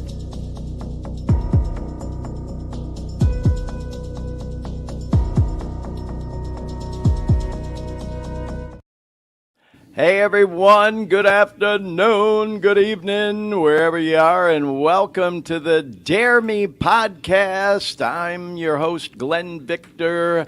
Welcome to the 25th episode of the Dare Me podcast. We can hardly believe that we're already up to episode 25. Very excited about tonight's show. It's going to be jam-packed, full of cool slides, video clips, all the things. Of course, we're going to talk about opioid news coming up a little bit later. We've got some music news. We've got some funny memes. It's going to be a real fun show, but we're going to keep it moving. Believe it or not, we have 64 slides and 24 video clips that we're going to be showing. So this show is going to move along quick. With all that said, we want to bring in our rock star producer and co-host, Dean Baker, who's standing by live in Orlando, Florida. There he is. Dean, welcome to the show. Episode 25. Can you believe it? The silver anniversary? Yeah. The silver anniversary of the show. I know it's like crazy. I can hardly believe it. You know, when we started this show, I committed to doing one full year, and I figured 50 episodes because there's 52 weeks in a year. Got to take a couple weeks off for, you know, time off, vacation, whatever. So that means after today's show, we are halfway there. Next week, it'll be 6 months exactly that we started the program. And, of course, today is episode 25. And I was thinking earlier today, bro, after we get that 50th episode in the can, we got to take a break for a little bit. We talked about taking a break and then maybe doing shorter seasons of the show if we continue on with it. And all indications are that we will, based on all the great feedback we've got. Want to say hello to all our viewers, our listeners. You're welcome to chime in the chat room. We're going to really keep it moving along today, though, folks. And, Dean, I just want to thank you again for all your hard work on the show because, like I just said, we got a lot of slides and video clips. I worked hard on putting this program together. It came to, to mind. I was thinking to myself, boy, oh, boy, I sure have become a storyteller. And tonight, definitely going to be telling some stories. So anyway, with all that said, y'all, if you've been following along with a lot of our promos and reels for this edition of the show, and if you're a regular viewer, listener of the podcast, you know I spent a week in my hometown of Detroit City last week, and boy, oh boy, did I have a great time and packed a lot of things into that trip, and that's what this show is going to be all about tonight. We're going to talk about a couple other things. We got a special shout-out to an old friend in Orlando we're going to talk about near the end of the program. We got some music news we're going to talk about and things to that nature, but again, this is really going to be a big recap of my trip to Detroit last week. Before we get into all that, though, I always like to recap what the purpose of this show is, by the way, folks. And it's all about trying to help people who may be struggling with substance abuse disorder or an addiction. Specifically for me, it was opioid pain medication this last time around. I've had a long struggle with addiction my whole life. And, I've spent long periods of time where I lived completely clean and sober. And then I had a couple bad relapses. And this last one, I broke my ankle skating. And I had 2 surgeries. The first one, they put 3 pins in my ankle to hold it all together. And the second surgery, they took 2 of them out. One of them's still in there permanently. And if you haven't figured out where I'm going with this yet, if you haven't heard my story before, they prescribed me with opioid pain medication. And I took it, and it worked until it didn't anymore. And I got hooked and went on a 9-year run with opioid pain medication, and it didn't end pretty. Thank God, I'm so happy to be able to say that as of a week from tomorrow, I will have exactly 2.5 years completely clean from any opiates in this body, living drug-free. And so our hope with this program is that someone may come across it who is looking for a way out of that madness and looking to live their life clean and that we might be an inspiration to them. Again, as I mentioned, this is episode 25, so if you're new to the show, highly encourage you to go back and look and look at and listen to some of our previous episodes. I tell my full story in detail. We have lots of great guests. We talk about all the things that our name Dare Me stands for: drugs, addiction, recovery, enlightenment, music, exercise, all those things, and how they play into trying to get clean and live clean and sober. And thanks, Dean, for putting those hashtags up at the top of the screen. So that's the Reader's Digest version of my story. Again, y'all, we got a lot to get to on this show, so I didn't want to go into too much detail about it. But again, if you're new to the program and you were looking for information online like I was when I was trying to kick dope and get clean, I was Googling things, looking for stuff on YouTube, and I came across some things that are out there. There's good stuff out there, but it's nothing like what we've been doing with this show.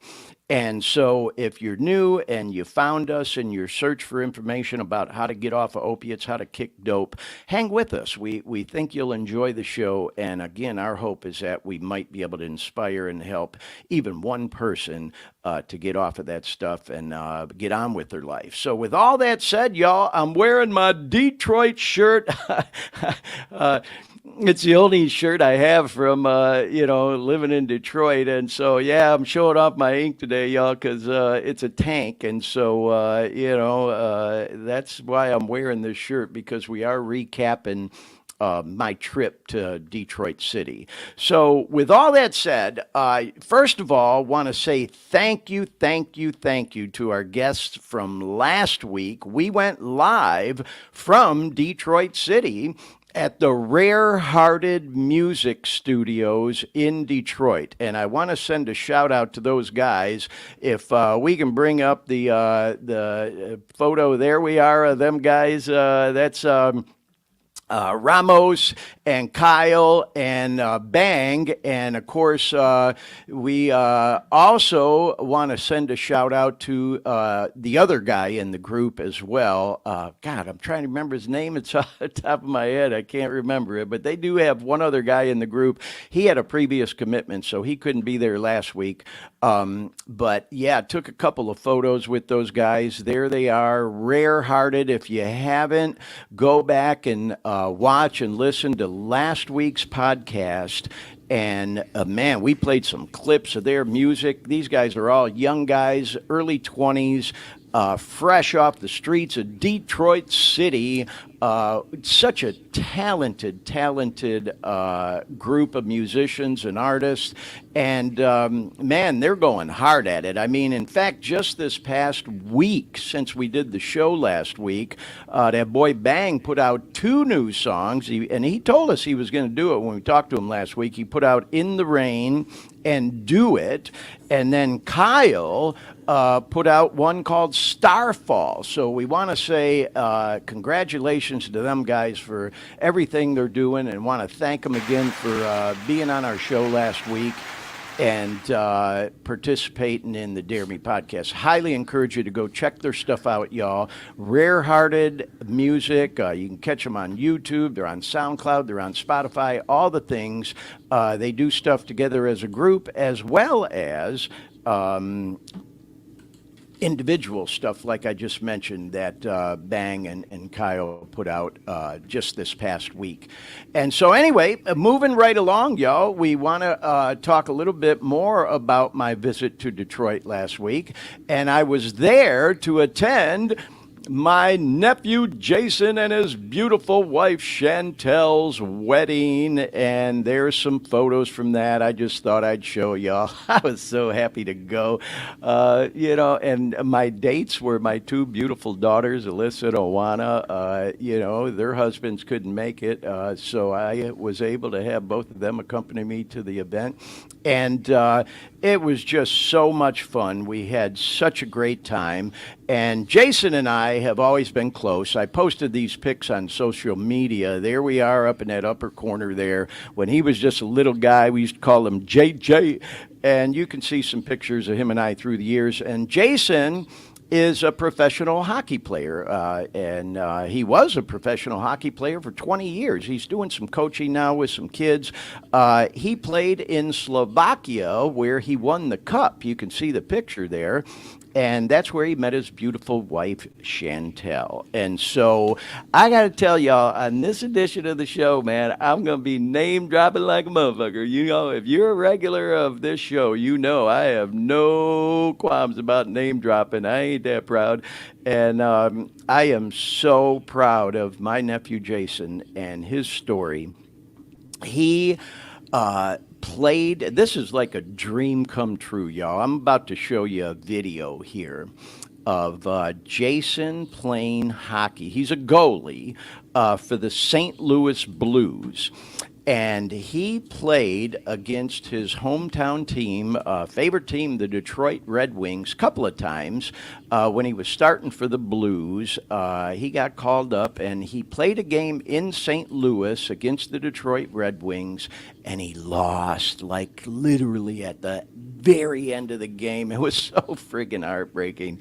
But man, talk about a comeback story, you know. Oh, it's so inspiring, you know, that whole fell down 7 times, got up 8 thing, man. He came back and played the Red Wings in Detroit at the old Joe Louis Arena, just, you know, like, I don't know, however many weeks later it was. And he freaking beat him, y'all. He beat him in a shootout.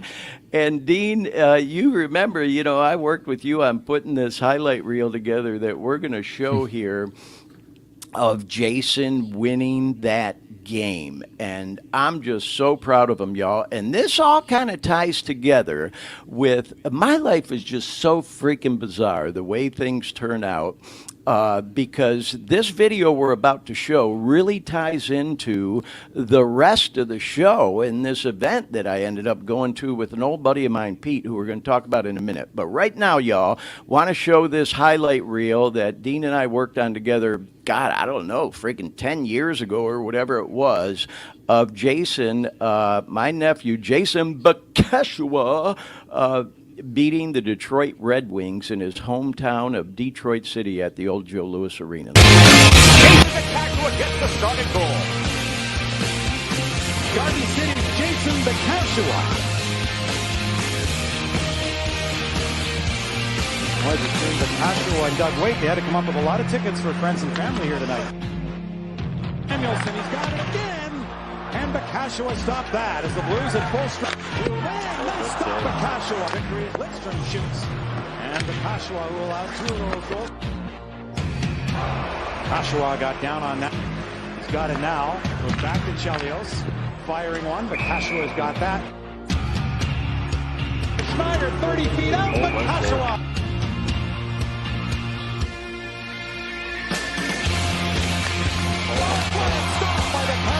Here comes Senator. One-on-one, Senator. Save by Bakeshua on a good spot. Back of the goal, giving a foot of Buffy, and a save Bakeshua again.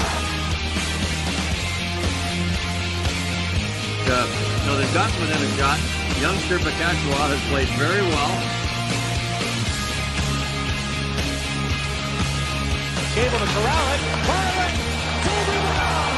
Stopped by Bakeshua after he stopped that soup in the first try. Lidstrom right side. In front to it. Good stop on Senator by Bakeshua. Great work by young Bakeshua. He's from Garden City, where he was born. Up in Dearborn Heights. This is the lane. Fires. Save Bakeshua. Rebound cleared. In for left. Out of the air. Firing. Save Bakeshua. Moved out quick for the point. Tipped in front. Bakeshua stopped the rebound. Another stop.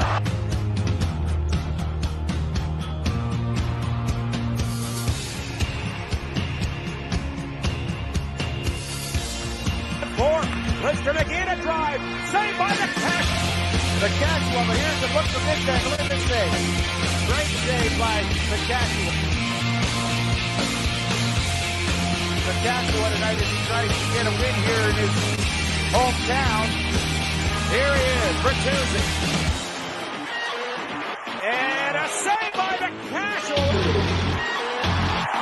He must score. Here he comes.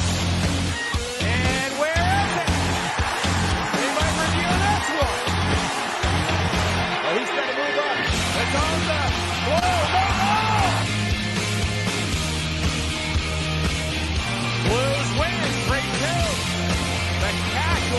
the victory in his hometown. And was he good today?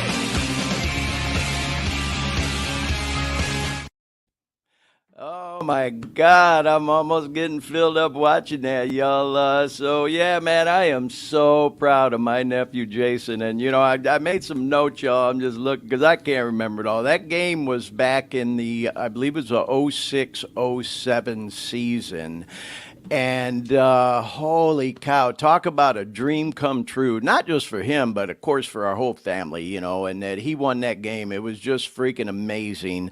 If you're watching, kiddo, love you to death, man. He always razzes me because when he was younger, I went to some of his practices and would take shots at him. His dad asked me if I'd participate. And man, I wasn't that great of a hockey player. I played 2 seasons as a younger man, and he even joked around at his wedding that his goalie coach, who taught you that, had to undo it, But anyway, man, what a great guy. Man, I just, like I say, he was drafted by the Dallas Stars back in 2001, and he bounced around the NHL a little bit, played for Colorado, played for the Washington Capitals, then even went over to Philly. Of course, as you just saw, played a couple of years in St. Louis, had 38 NHL games that he appeared in and some preseason stuff, and then went overseas and played overseas in Germany, Slovakia, where he met the beautiful Chantel you see in the picture there. He played in Seoul, South Korea, Krakow in Poland. He played in North Italy and Hungary and Manchester in the UK. Man, what a life. I just tell you, man, I just love that kid so much. So anyway, yeah, I'm really proud, obviously, of my nephew Jason, and so happy I got to go to his wedding when I was visiting Detroit last week and be there. We had such a good time. And so this, like I said, all kind of ties into how this show came together. It's just so bizarre. If you recall last week, we had someone chime in on the show in the chat room. And there he is, an old friend of mine, Pete Falk, who actually was communicating with today. Pete and I, dating ourselves here, go back a long way. Oh, and I see John Bacashua, John's dad, and I think my sister Carol, his mom, just chimed in the chat room too. Love it. Yeah, I thought y'all might like that. I was a little surprised. But anyway, yep, there's me and Pete Falk. We go all the way back to junior freaking high school. In high school, we were best friends in junior high, buddies all through high school. I didn't remember. I asked Pete how long it had been since we seen each other, and he had to tell me it was 38 years. Holy cow. I'm 61, y'all, and so Pete's got to be the same age as I.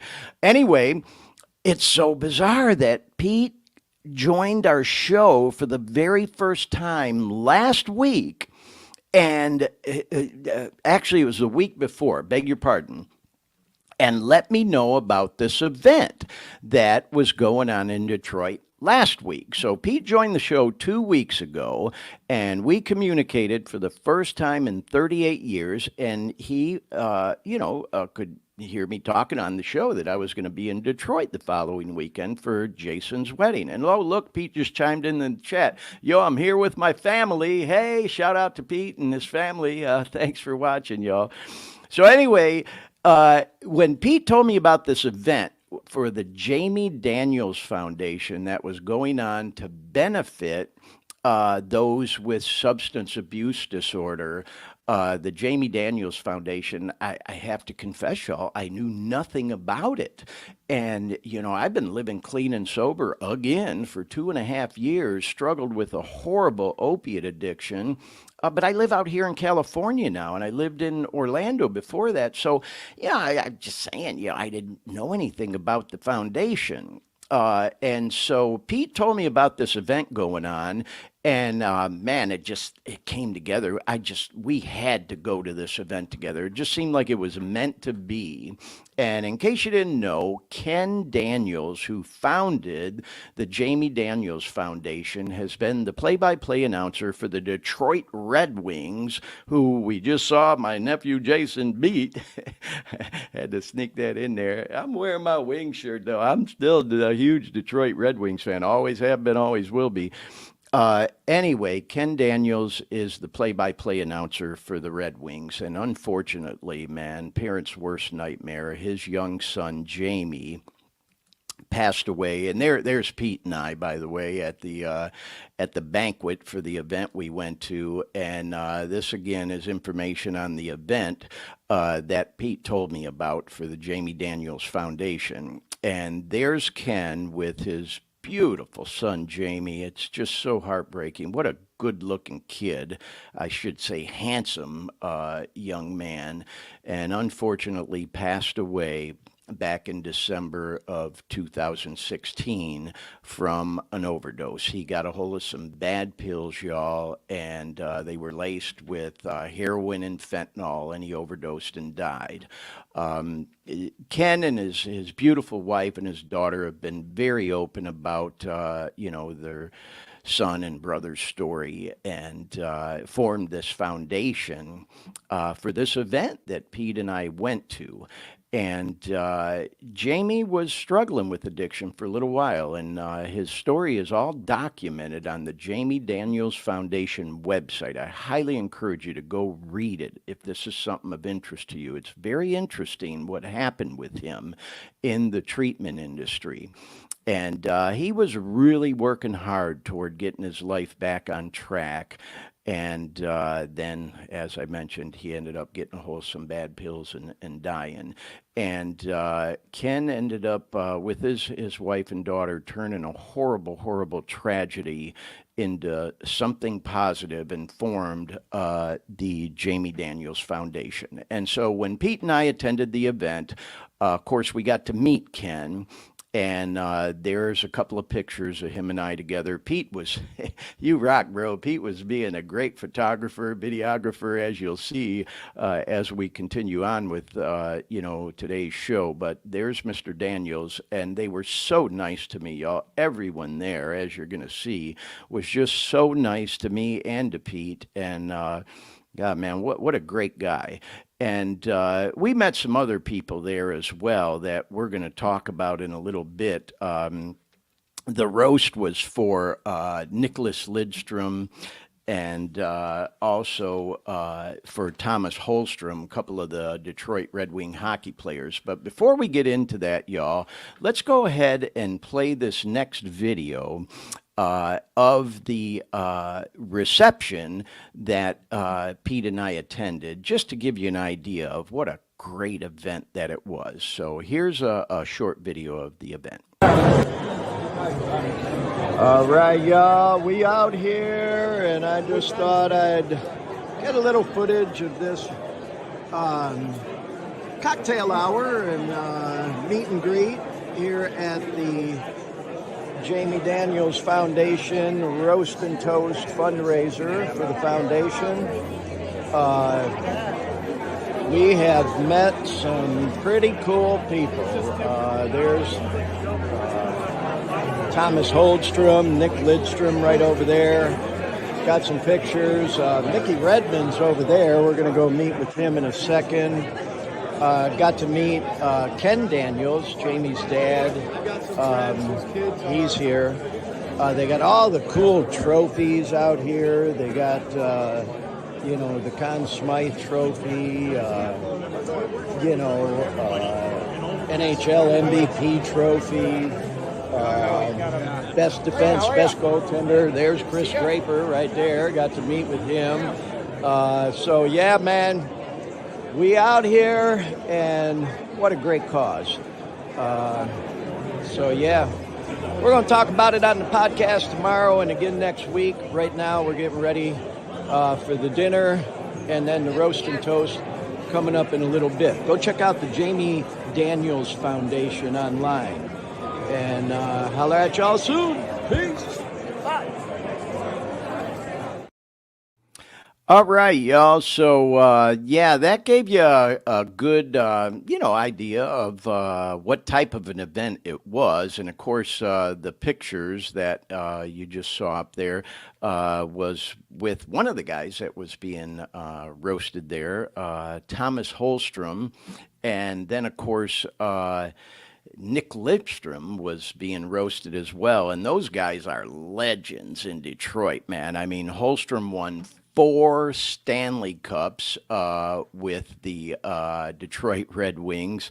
And also Nick Lidstrom. Let's bring those photos back up, Dean. Nick Lidstrom also won 4 cups with. So there I am, and there we are. There's Pete as well with both Holstrom and Lidstrom. I mean, again, these guys are legends, man. Spending like 20 seasons. And by the way, they were from Sweden and came over to play for the Wings. And man, oh man, I mean, just they're like legends. And they even Nick Lidstrom has a nickname of the perfect human, and so they were just so nice, man. I mean, I just can't say enough about this event, and what a great time it was. There we are with Chris Draper, who also is a legend in Detroit Red Wing hockey. He's currently the assistant GM and works together with Steve Yzerman, Izzy, and him trying to bring that cup back to Detroit City. Draper played in the NHL 20 years, 17 of them with the Red Wings. And by the way, I'm so glad Pete was with me because I know all these guys, but Pete recognized them. It would have been hard for me to recognize some of them. I'm sure I would have seen their face and go, man, he looks familiar or whatever, but Pete knew exactly who they were. Definitely a big hockey fan. So anyway, let's go ahead and we're gonna look at. Oh, and wait, there's Mickey Redmond. Gotta show this one because Mickey Redmond, of course, a legend in Detroit hockey. And Pete reminded me actually at the event. I knew this, but he reminded me of it that he was the first 50 goal scorer for the Detroit Red Wings. When I was a kid, he played, and I actually looked up, the Wikipedia on him, and that was in 72, 73. So I would have been like 10, 11 years old. And I was playing hockey then, and yeah, he scored 52 goals that season. And Pete and I both got to meet him, and what a nice man, and in great shape, for an older guy, man. He was just so cool to us. We were so happy to meet him. And then, anyway, let's watch this next video, y'all, because they also had an auction with some really cool stuff. And I just thought we'd go ahead and show this video to give you an idea of some of the cool stuff they had. And then we'll do some more name dropping and show you some other cool pics. Check this out. All right, y'all. So we out here again. Just had some footage of in the room in there. Here we are out here where all the silent auction items are. People mingling. It is going on, and they got some cool stuff that we may or may not bid on. We'll see. Let's go down here a little ways. Oh, there's more stuff over here. Got a Mickey jersey. All kinds of cool stuff. Sticks, cups, hats, caps. Well, my girlfriend. Definitely lots of cool things that people can bid on for such a great cause. So anyway, just thought I'd share a little bit of this with y'all. So, oh look, they got a step and repeat banner. I'm gonna have to get my boy Pete to come out here with me. So maybe get a photo in front of that. All right, there it is. And we did. We did get out there in front of that step and repeat banner and got some photos. So anyway, I just thought I'd show y'all that because, again, if maybe you're joining our podcast a little bit late and wondering what in the hell is all this stuff going on, showing hockey stuff and all, because it was a fundraiser for the Jamie Daniels Foundation to help combat substance abuse disorder. and they really gear their efforts toward the youth as well. They talked at the event about a study that shows, like 90% of the people that develop a substance abuse disorder, an addiction, or OD in their adult life started using as a youth, as a kid under 18 years old. So, yeah, man, it's such a great organization. And again, we met some other really, really cool people there, including Chris Osgood, famous goalie for the Detroit Red Wings, y'all. Ozzy, as he's known as. Pete, again, taking some cool pictures. There's Chris Osgood and Chris Draper together, and there I am talking to Chris Osgood. And there's some other pictures of him with Pete and I. He was so nice to us, y'all. I can't say enough about how nice he was to us. And Stanley Cup winner. And Chris Osgood actually did some training with my nephew Jason, who I talked about earlier in the podcast and showed that highlight reel of. They trained together with the goalie coach, this guy Stan. And so anyway, this is where it all kind of ties together. So friggin' bizarre. Because I had no idea this event was going on literally the day after my nephew Jason got married. And I'm bumping into all these hockey players at this event, and a few of who knew Jason. So I mentioned to Ozzy that Jay got married the day before, and he wanted to send out a shout out to Jay and Chantel on their wedding. And so Pete took a video of me, talking to him, and then he actually sends a shout out. So let's go ahead and take a look and a listen to those.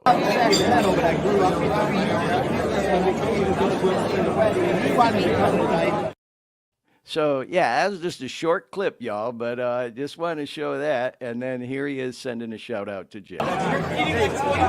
Jason, congrats on the marriage. Congratulations on the wedding. Good to have you back here in Northville somewhere. Hey, look me up if you want to coach them young guys at Little Caesars 12s. Hey, good to hear from you again. Let's connect sometime. All right. Hey, Ozzy! All right, y'all. Now, I'm sure some of y'all are thinking, man, this guy, he's just like name dropping all over the place. But and of course I am. I had such a great time. I also want to put this out there, y'all, that one of the reasons I thought it'd be really cool to do this in-depth deep dive into that event is because it is a fundraiser. And they've done this thing annually now. I think this was the 5th year. And so next year when they do it, I just wanted to show all of our viewers and for our listeners too, how cool of an event it was, how approachable the guys are that are there.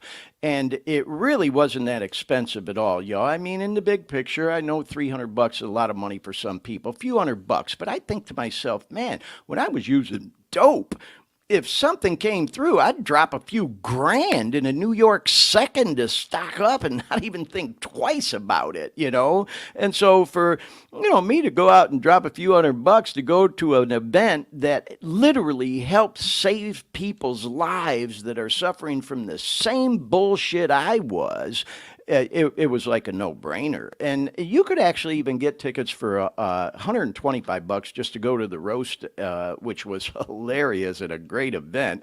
But, we wanted to go to the whole banquet and meet and greet and all, y'all. So, again, that's part of the reason I wanted to show this whole thing is so when they come up, with this event again next year, hopefully you'd give it some thought to go, first of all, to help such a great cause, and also to have an opportunity to meet some of these Detroit hockey legends. And it wasn't just hockey players there, y'all. As you're going to see in a moment, there were some really other cool people there that we got a chance to meet.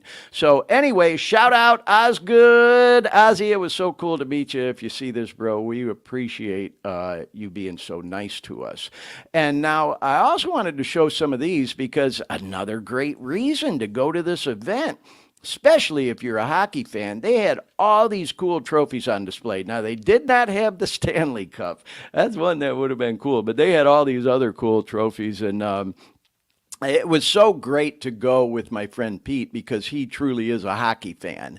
And you can see that, they've got the season champ trophy there, the playoff MVP trophy, the top goaltender trophy, the Conn Smythe trophy that I'm standing next to there.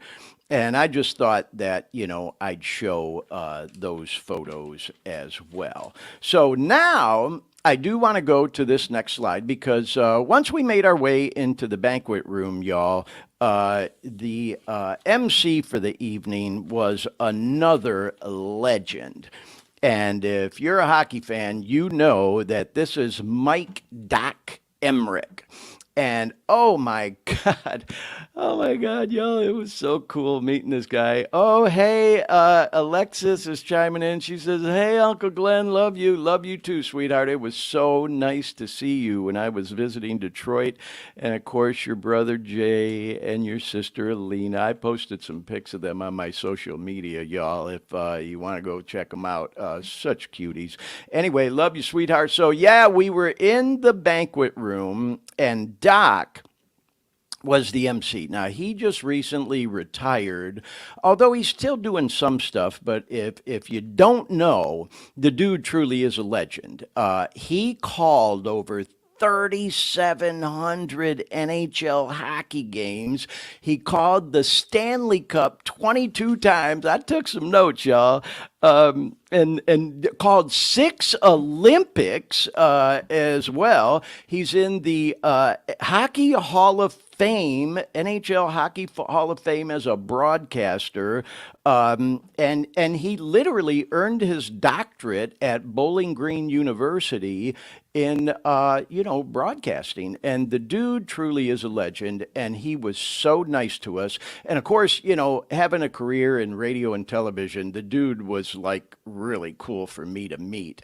And so that picture on the left, he was up on the stage after the roast, and I didn't know if I was going to get to meet him in person. So I called out. I said, hey, Doc, can I get a picture with you? He said, yeah, come on, man. And he walked over to the edge of the stage and knelt down. And but then the one on the right, you can see we saw him in the hallway after. And so I went up to him again. I said, hey, Doc, you mind if I get a little better picture with you? He said, yeah, let's do it. So, man, I got to tell you, I was probably more starstruck meeting Doc than I was even some of the players, coming from broadcasting. The dude truly is a legend. And thank you so much, Doc. He was so nice to us. And then in the banquet, y'all, we met Miriam Illich. And if you don't know who Miriam Illich is, you ought to, especially if you're a Detroiter. I just can't imagine anybody from Detroit not knowing the Illich family. They own the Detroit Red Wings hockey team. They own the Detroit Tigers baseball team. They are legends in the city, have invested millions and millions and millions of dollars in revitalizing the city. Unfortunately, Mike Illich passed away a few years back, but this is beautiful wife Miriam, and we literally sat at the table right next to her, and she was so nice to us. Me and Pete both got to go up and meet her, and just so very approachable. Now, I got to tell you, for me, it was kind of a trip meeting her because the lady and the family is loaded, y'all. They got big bucks. So, Dean, I don't mean to have been ignoring you, but like I said, I've been trying to shotgun through all this because we got a lot to get through. And we're making good progress. We're moving right along here. But just out of curiosity, when we were kids, Dean, you and I kind of in the same age group, to think of meeting a millionaire someday seemed like, oh my God, unheard of. But in today's times, 2023, millionaires, they come a dime a dozen, like all them players I just showed, man, they're all millionaires, for God's sake. I got millionaires in the family, it ain't no big deal. But have you ever met a billionaire? This was my first time. Now, just out of curiosity, how much do you think Miriam Illich is worth? Because I looked it up. Take a guess. What do you think? I wouldn't even know. I don't know. It may seem tacky to even bring it up, but I looked it up, y'all, and I'm just going to do it anyways. She is worth an estimated $4 billion. And it was just so nice to meet her, y'all. She was so nice to me. And if you know the Illich family story, y'all, they started the Little Caesars pizza chain in the town that I lived in as a younger man, in my junior high and high school years of Garden City, Michigan. And so Pete suggested, hey, man, let her know we're from Garden City, or kind of sort of however he said it. And so I did. I went up and introduced myself. I said, Miss Illich, do you mind if I get a picture? My name's Glenn Victor, and I do a podcast or whatever. And she said, yeah, sure, let's get a picture. And so while we were posing and Pete was about to take the picture, I said to her, yeah, I grew up in Garden City as a kid. And her eyes like perked up. And then she said to me, what was your name again? I told her. So she definitely knew Garden City. But man, so nice to meet Marian Illich, the billionaire who owns the Red Wings and the Tigers. And I got to say, y'all, it was so cool of them to come out and support this event. And then they did a live auction in the room, and the Illich Foundation agreed to match dollar for dollar every dollar raised during that live auction, which turned out to be like over $100,000 or whatever. So such a generous family, and Detroit is lucky to have the Illich family. That is for sure, in the backyard. So anyway, moving along, y'all. We did end up after the banquet there in the room that I showed in the video, moving across the hall to what they call the soundboard in the Motor City Casino. And you can see here, that's Doc up at the podium, emceeing the thing. And then you've got Holstrom and Lidstrom in the two chairs there in the middle. And then you got the roasters off to the right, which included Chris Draper, Steve Ott, and a couple of comedians and all. And so I thought I'd show y'all a video of the soundboard. This was kind of before everybody else had gotten in there, just to give you an idea. And again, y'all, keep in mind, for this event next year, they'll have different people they're going to roast, but highly encourage you to go check it out, support a good cause, and I guarantee you'll have a great time. So here's the video in the soundboard. All right, y'all, we out here at the soundboard at the Motor City Casino. We just walked across the hall from the banquet hall where we had the cocktail hour and hors d'oeuvres and the dinner for the roast and toast and the fundraiser for the Jamie Daniels Foundation. And now everybody has made their way over here to the soundboard where the actual roast is going to take place. So there's my boy Pete. What up, Pete? He's over there. Hey, Pete. Say hi to everybody on the podcast. What's happening? We just literally came over here. Everybody's still making their way in here right now. So, yeah, that's going to be the roast chair, I'm quite sure. Pretty cool venue, though. For those in Detroit, if you've been here, you already know. Look at, they got people up in the rafters, too. Great spot for a concert. And now we're about to watch the roast. It'll be starting soon. Peace.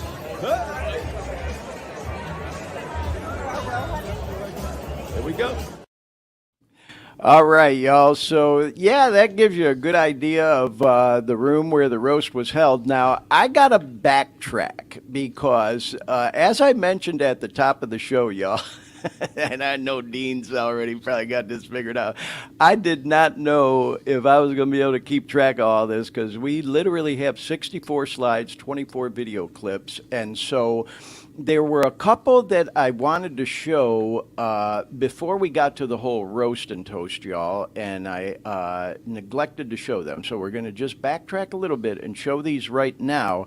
During the banquet, Mr. Daniels, Ken Daniels, did do a speech. And, you know, I didn't want to be tacky and, you know, just be recording the whole event and all. But there were a couple things that he was talking about that I just thought I wanted to get at least a clip of. So, because I was already thinking in terms of the podcast and wanting to do this. So I'm going to show two different clips. One of them's about a minute and a half, and the other one's about almost 2 minutes of Ken Daniels talking during the banquet. So let's go ahead and we'll play the first one right here.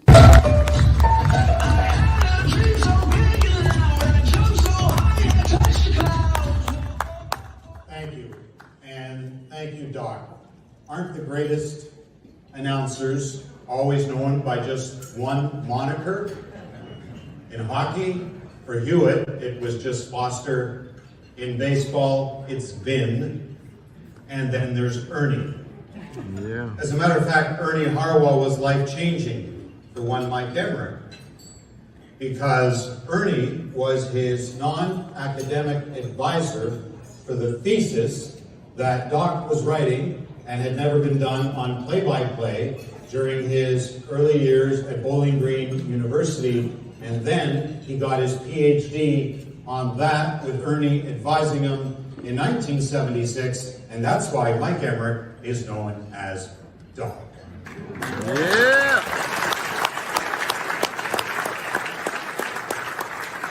And thank you, Doc, for being on this voyage with us that began in 2019, our first celebrity roast of Mickey Redmond, live in this building, and then due to the pandemic, we followed that up virtually on Valley Sports Detroit with Scotty Bowman and then Brett Hull. And here we are again this year. So there you go, everyone. That was kind of the intro to his speech and him, you know, giving props and shout out to Doc. And now let's hear a little bit more from Mr. Daniels about some of the great work that they do in the community. $480,000 to 9 Michigan collegiate and university recovery programs. We have a commitment for $500,000 in the Adolescent Addiction Recovery Center at Children's Hospital of Michigan in Troy, led by Dr. Matt Lacasse. That is what we are doing. That is what your being here tonight is doing. Helping us, because the area of prevention, recovery, and reducing the stigma of substance use disorder, or if you like to call it addiction, whatever you want, it continues to need the funding. And that's why we're here tonight. We're here tonight to laugh with a purpose. My son loved to laugh. Jamie's laugh was infectious. Jamie told me at one point, Dad, when I was getting antsy in the summertime, he said, "You're not getting any better at golf," which is why we do a roast and not a golf event. He said, "You're not getting any better at golf, you need a summer job." Well, unfortunately, on December 7th of 2016, Jamie gave me one. But through our loss and our pain, you discover yourself, and you discover our inner voice. And our families, our blended family, we've done that. And with your help, we're doing that tonight. Enjoy the night. Thank you for being here from all of us. Thank you.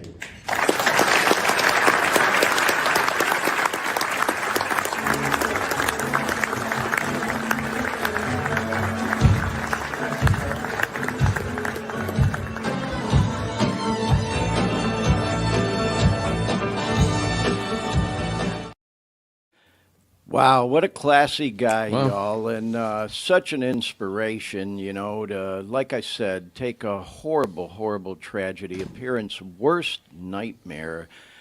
Man, I'm trying not to get emotional and filled up, y'all, just, you know, watching him and listening to him.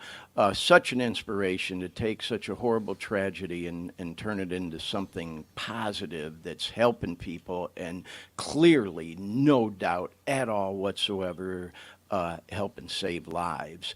And so, moving along, y'all, as I mentioned, just wanted to backtrack to show those two clips of Mr. Daniels giving his speech at the banquet. We then, of course, made our way across the hall, and as Ken Daniels said, laughing with a purpose at the Roast and Toast. And man, did them guys really give it to Holstrom and Lidstrom. But they were good sports, you know.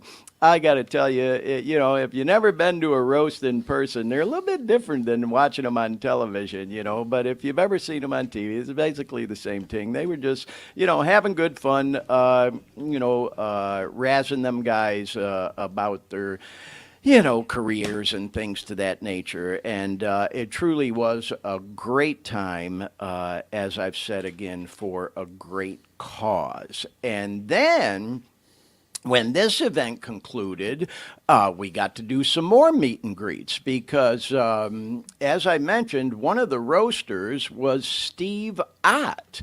And there he is. His nickname, of course, is Otter. And Steve Ott was drafted in the NHL just a year before my nephew Jason. And they actually had some playing time together in Utah for an NHL team, the Utah Grizzlies.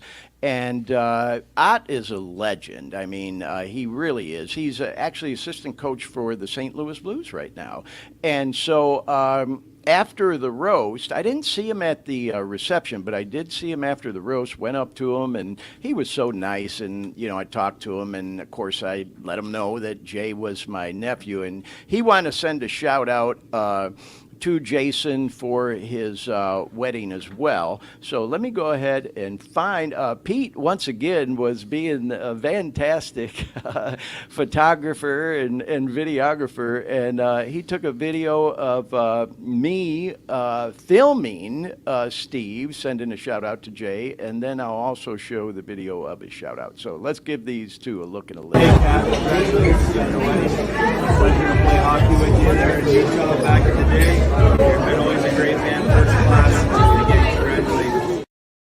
All right, so that was a quick clip, but let's go ahead and now listen to Steve Ott sending a shout out to Jason Bakeshua.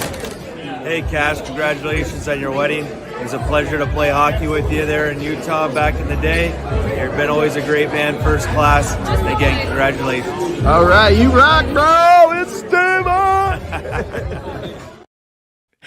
Do I look starstruck? I mean, by that time, y'all, I was just so starstruck. I had met so many legends, and they were all just so nice to me and Pete and so approachable. So again, y'all, I wanted to show this, you know, in part just hopefully as an incentive for any of our viewers and listeners to attend this event next year.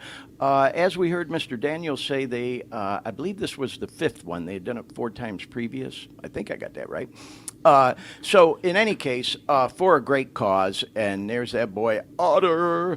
And so just to recap, y'all, we're going to kind of move on from this event. It was for the Jamie Daniels Foundation, and you can see there I screenshotted some stuff from their webpage. You know, and as it says, one life lost is one life too many. And so there was all the details about the event. And to my friend Pete, again, I can't thank you enough, Pete, for telling me about this event. It was just so bizarre to me how it all came together. It was almost like it was meant to be that this event took place the very next day after my nephew Jason's wedding. And while I was in Detroit, here I'm doing this podcast all about trying to help people with an opioid addiction or any kind of substance abuse disorder. And on the exact same weekend I'm up there, you know, this event was going on right after Jay's wedding to Chantel and all, and the whole hockey tie-in, and just, I don't know, man, life's crazy, you know. So anyway, shout out one more time to the Jamie Daniels Foundation. Highly encourage y'all again to go to the website, just Google it, Jamie Daniels Foundation, see how you know, they're doing all this great work in the community, and how you might even be able to participate, get involved, volunteer, donate, whatever the case may be, do all the things. So once again, what a great organization. Shout out once again to all the folks at the Jamie Daniels Foundation. So moving along, y'all, we got some video clips. This is just fun stuff, y'all. You know, born and raised in Detroit City. I'm out in Sacramento, California now. I want to be near my daughter, and I love it out here. And I lived in Central Florida, Orlando, for 30 years. But the first 30 years of my life, I lived in Detroit City. And I often say the Detroit Chamber of Commerce ought to pay me a freaking commission because I'm like the biggest cheerleader for that city. I tell people all the time, man, if you ever want to take a vacation to a kind of a different destination, go to Detroit. It is like the coolest place in the world, especially if you're a sports fan. You got, the Red Wings, the Tigers, the Pistons, the Lions, who were all hoping. Who would have thought that with all the rebuilding going on in Detroit, that the Lions would be the best team in the city right now? But it appears to be the case. In any case, of course, the Great Lakes are there. Some people don't realize this. There's more coastline in the state of Michigan than there is in the state of Florida, with the Great Lakes there. I moved away simply because I can't stand cold weather, but I have all kinds of family there, 4 sisters, a brother. They all got kids. Some of them got kids. I go back and visit 2-3 times a year, all these years since I moved away. I love Detroit. Who knows? Or might end up back there one day, but I'd like to maybe be a snowbird. I've always loved the summers in Detroit. It's nice up there, kind of like from May through the end of September, but the rest of the year, the weather can be pretty chilly. And of course, in January, February, and March, it's brutal with the cold and all. But with all that said, y'all, I am a big cheerleader of Detroit, and I just thought it'd be fun to show you some footage of the cool spots in Detroit. And again, shout out to that boy Pete, man. After the Jamie Daniels Foundation event, Pete was so kind to drive around downtown and help me get a lot of video footage to show on the podcast, just to give you all a feel and a taste for the city of Detroit. So we're going to show a bunch of clips right in a row here, trying to find the first one. Okay, this is outside the Motor City Casino where the Jamie Daniels Foundation event took place. So let's go ahead and give that one a look and a listen, and we'll go on from there. All right, y'all, we are in downtown Detroit City, and that is the Motor City Casino where we just attended the Jamie Daniels Foundation roast and toast for Red Wing legends Nick Lidstrom and Thomas Holstrom. We met all the legendary hockey players and celebs, and man, it was just such a great time. So anyway, and there's downtown, part of downtown Detroit off there in the distance there. We're getting ready to go down to Greektown, have a bite and do some catching up, and I'll get some more footage down there, but just thought I'd show this, kind of cool. And we're just kind of here in the area right now, but wanted to show this, y'all. There you go. Peace. All right, so there you go, y'all, and we're going to get to that in just a little bit. So let's go to our next video. This is near Comerica Park, where the Red Wings are. All right, y'all, we are in downtown Detroit City. There's Comerica Park. That is where the Detroit Tigers baseball team plays. And I'm just getting a little bit of footage here, y'all. This is like, you can't get much more in the center of the sports and arts district. That's the legendary Fox Theater. Oh my God, I've seen more shows there than I can even tell you. There is the legendary Fillmore, the Detroit Fillmore. I'll be going to the San Francisco Fillmore real soon to see that girl Malbrat from Australia. There's the headquarters, the world headquarters of Little Caesars. Of course, the Ilitch family owns the Detroit Tigers and the Detroit Red Wings. And speaking of the Detroit Red Wings, they play right down there at the Little Caesars Arena. And I don't know if you can see that Red Wing logo up top of it, and here that traffic sign was a little bit in the way, but yeah, Little Caesars Arena. They also have lots of concerts there. It's a huge and very cool arena. And then, again, you can tell, you know, just lots of activity around here. And Ford Field is actually right next to Comerica Park. You can't get the best view of it from here, but it's right there on the other side of the baseball stadium. And that's, of course, where the Detroit Lions play. We'll go by and see if we get some footage of that. All right, peace. All right, y'all. Excuse me. So, yeah, when that video started, I said where the Red Wings play because I'm just on this hockey thing, but I meant to say where the Detroit Tigers play, and, of course, clarified it in the video. So, anyway, you get the idea, man. Detroit is happening, as you could see. Lots of activity and all that. By the way, we got a video coming up real soon of an interview we did with a guy that works at Mom's Spaghetti, M&M's restaurant. So that's coming up in just a couple minutes. Hang tough for that, y'all. But right now, we're going to show this next video clip. And as some of y'all know, if you're a baseball or sports fan, Miguel Cabrera is a legend in Detroit baseball. And man, I notice in these videos, I get tired of hearing my own damn voice sometimes. I keep starting them off with, hey, y'all, and then I keep using the word legendary, legendary, but there's so much rich history in the city of Detroit. It truly is legendary in a lot of ways. So anyway, let's watch this little clip, which starts off with a shot of the legend Miguel Cabrera. All right, y'all, for all my fellow baseball fans, here we are in downtown Detroit City in front of the legendary Hockey Town Cafe. Home of the Detroit Red Wings is just a block away at the LCA, Little Caesars Arena. But yeah, for all my baseball fans, the legendary Miguel Cabrera, Miggy, in his last farewell season. And so we're just getting some footage from downtown Detroit City, man, my hometown. Oh, there's Ford Field off in the distance. I was getting some footage of Comerica where the Tigers play earlier, and we couldn't quite see it. But there is the football stadium. At least you can see the sign for it. Where the Detroit Lions play. We're going to see if we can drive around and give you all a better view of it. But man, this is the center of it in downtown. Yeah, you got the baseball stadium right there, the football stadium right there.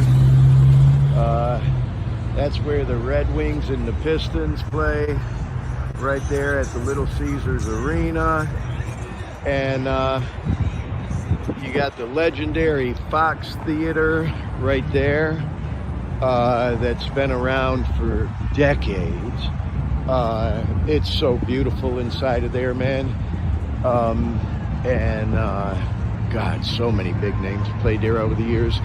And I've been to more shows in there than I can remember. The Fillmore down the street again. We're going to try to go up to Mom's Spaghetti and show you that little place. It ain't much to see, but anyway. All right, y'all. Got to run.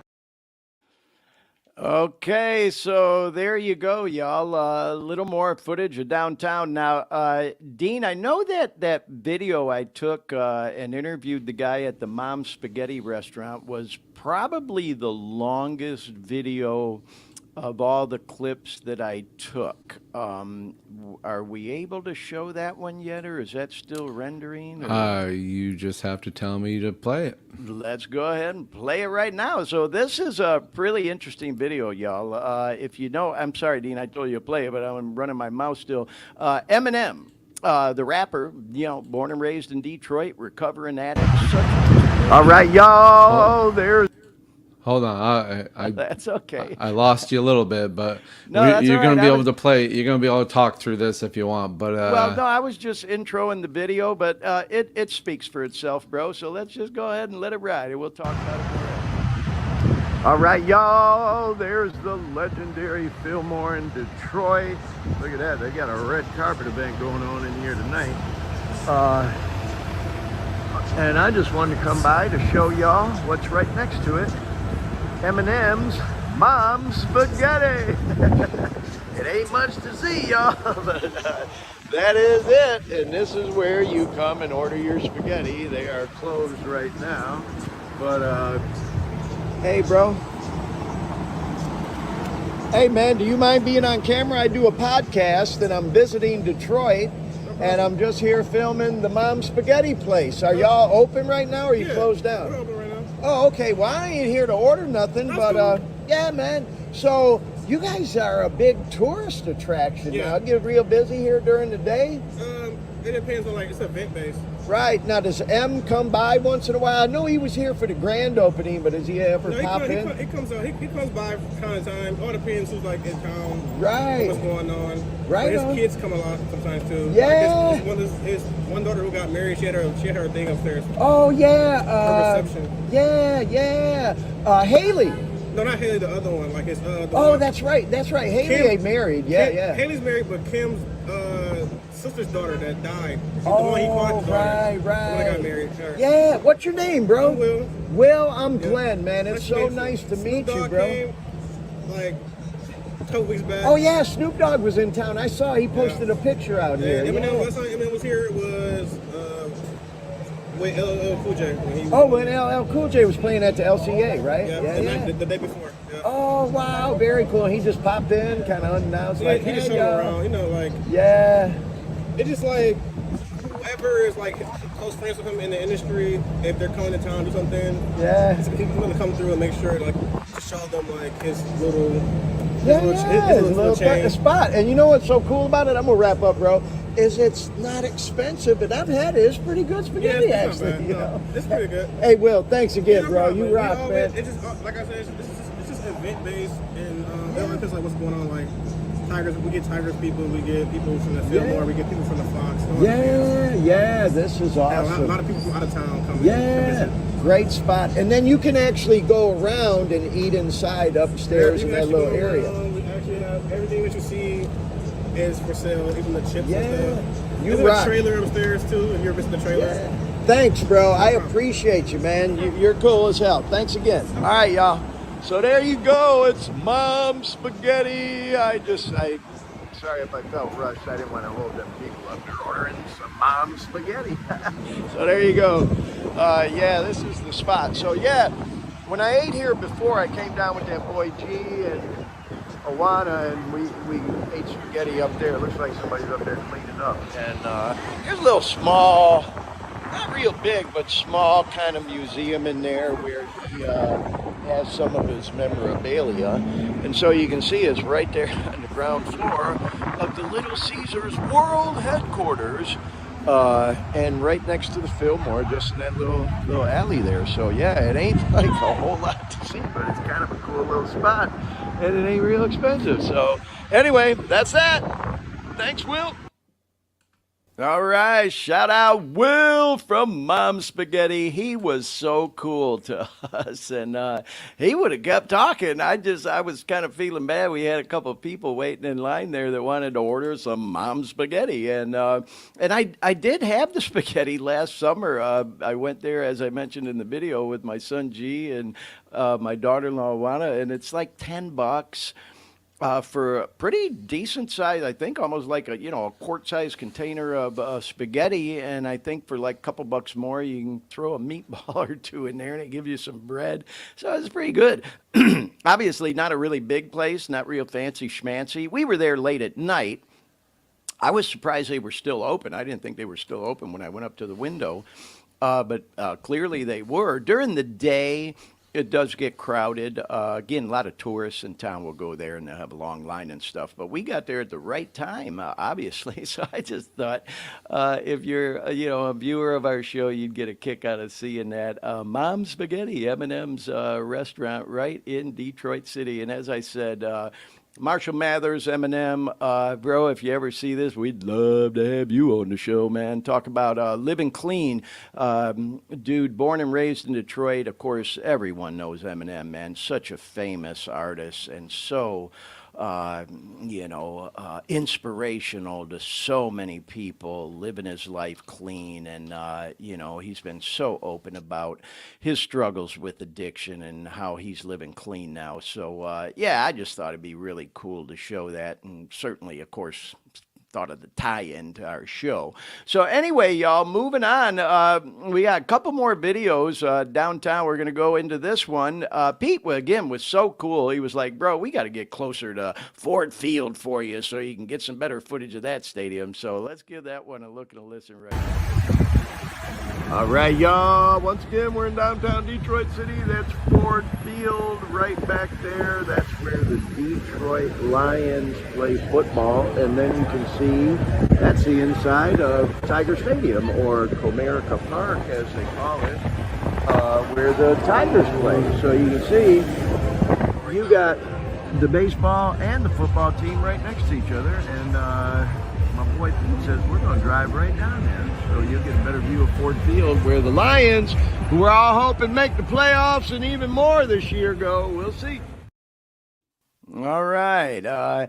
And then I'm looking in the notes here. Dean, I don't know if we have video 16 standing by, because in mine it jumps from 15 to 17. It's just another clip of Ford Field. Do you have that one standing by? I do. Just all hold right. on Well, let's one go ahead and second. play that one, because it gives a unique perspective of the baseball and football stadiums and how they're right next to each other. Okay, y'all. Yeah, I know you can't see that great, but you're looking through this fence. We're here at Comerica Park, where the Detroit Tigers play. There, you can see a little better now that I'm back from being right up on the fence. That's where the Detroit Tigers baseball team plays. And you can see there's the big, oh, look at that. The Tigers sign is going. There you go, y'all. Detroit Tigers baseball stadium. I still call it Tiger Stadium, even though it's not the old Tiger Stadium. It's Comerica Park is what they call it now. That's where the Tigers play. And there's the, big scoreboard and all that. And now I'm going to walk right on down to where the Detroit Lions play, the legendary Ford Field.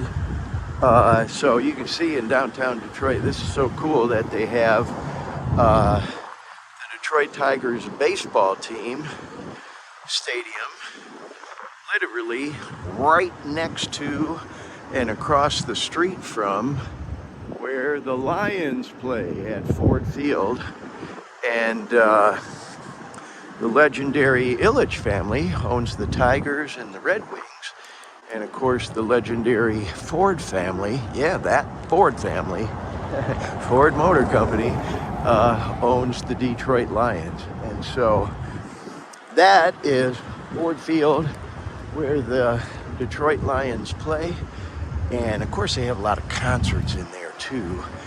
And I saw the Rolling Stones in there. In fact, the Rolling Stones played the Super Bowl at Ford Field when they did the Super Bowl. There's all kinds of cool spots down here. You see, you got this, what they call the Elwood Grill, Bar and Grill right outside. Of course, it's always a party out here on the patio when there's games or concerts or whatnot going on. And so, man, just thought I'd show y'all those spots. There you go. There's my boy Pete, who's waiting for me. He's being so cool. Let me walk around and get all this footage, y'all. All right, we're going to head to Greektown. There you go. Peace. All right, y'all. So I just wanted to show y'all. I know this footage is going on and on in Detroit City, and some of y'all may be thinking, what the hell does this have to do with drug addiction, substance abuse disorder, recovery? it's just part of my story, y'all, and I thought I'd share that with y'all, where your old pal Glenn Victor grew up. Get to know a little bit more about me and that boy, like I just said, Marshall Mathers, who, you know, has been so inspirational to people, living clean and sober. Grew up in that town too, y'all. And so, like I said, when we started all these Detroit videos, the chamber there ought to pay me a commission. I'm such a huge fan of Detroit. And I thought I'd share that with y'all. So then me and Pete start making our way downtown. And this video's got a little humor in it as well. So let's go ahead and give this look and a listen. All right, y'all, more footage from downtown Detroit City. That is the legendary Detroit Renaissance Center, or RenCen for short, as a lot of us real ones from Detroit know it as. And so I get some footage. There's the Hollywood Casino, in case you didn't know.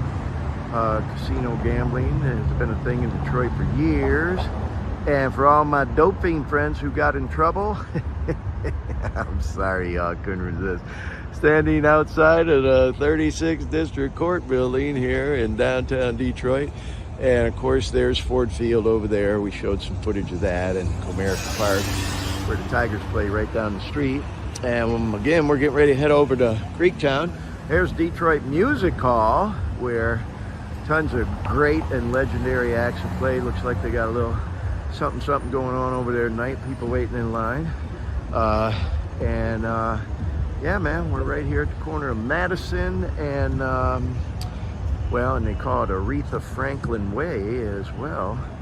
I forget what fucking, oh, and Brush Street. Yeah, we're on the corner of Brush and Madison, which is also been historically named Aretha Franklin Way.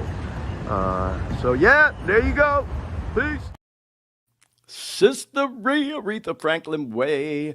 Yeah, so anyway, I thought that was kind of cool to show y'all. So yeah, me and Pete then made our way down to Detroit's famous Greektown. Check. Okay, y'all, now we are definitely in Greektown, Detroit City. And we are headed to Pegasus to get something to eat. That's the Greektown Casino down there. A lot of cool stuff going on up and down here. This is the legendary Greektown in Detroit City, and it is happening on a Saturday night. It's changed a lot over the years, but definitely still a cool spot, and not just a destination for locals, but a cool tourist destination for people to come visit.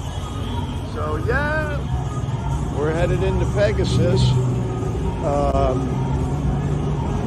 which is a legendary Greek restaurant in Detroit. And there it is. We're getting ready to go in the front door right now. A lot of local celebs eat here. Sports teams, when they're in town, will come here and all that stuff. Well, there you go.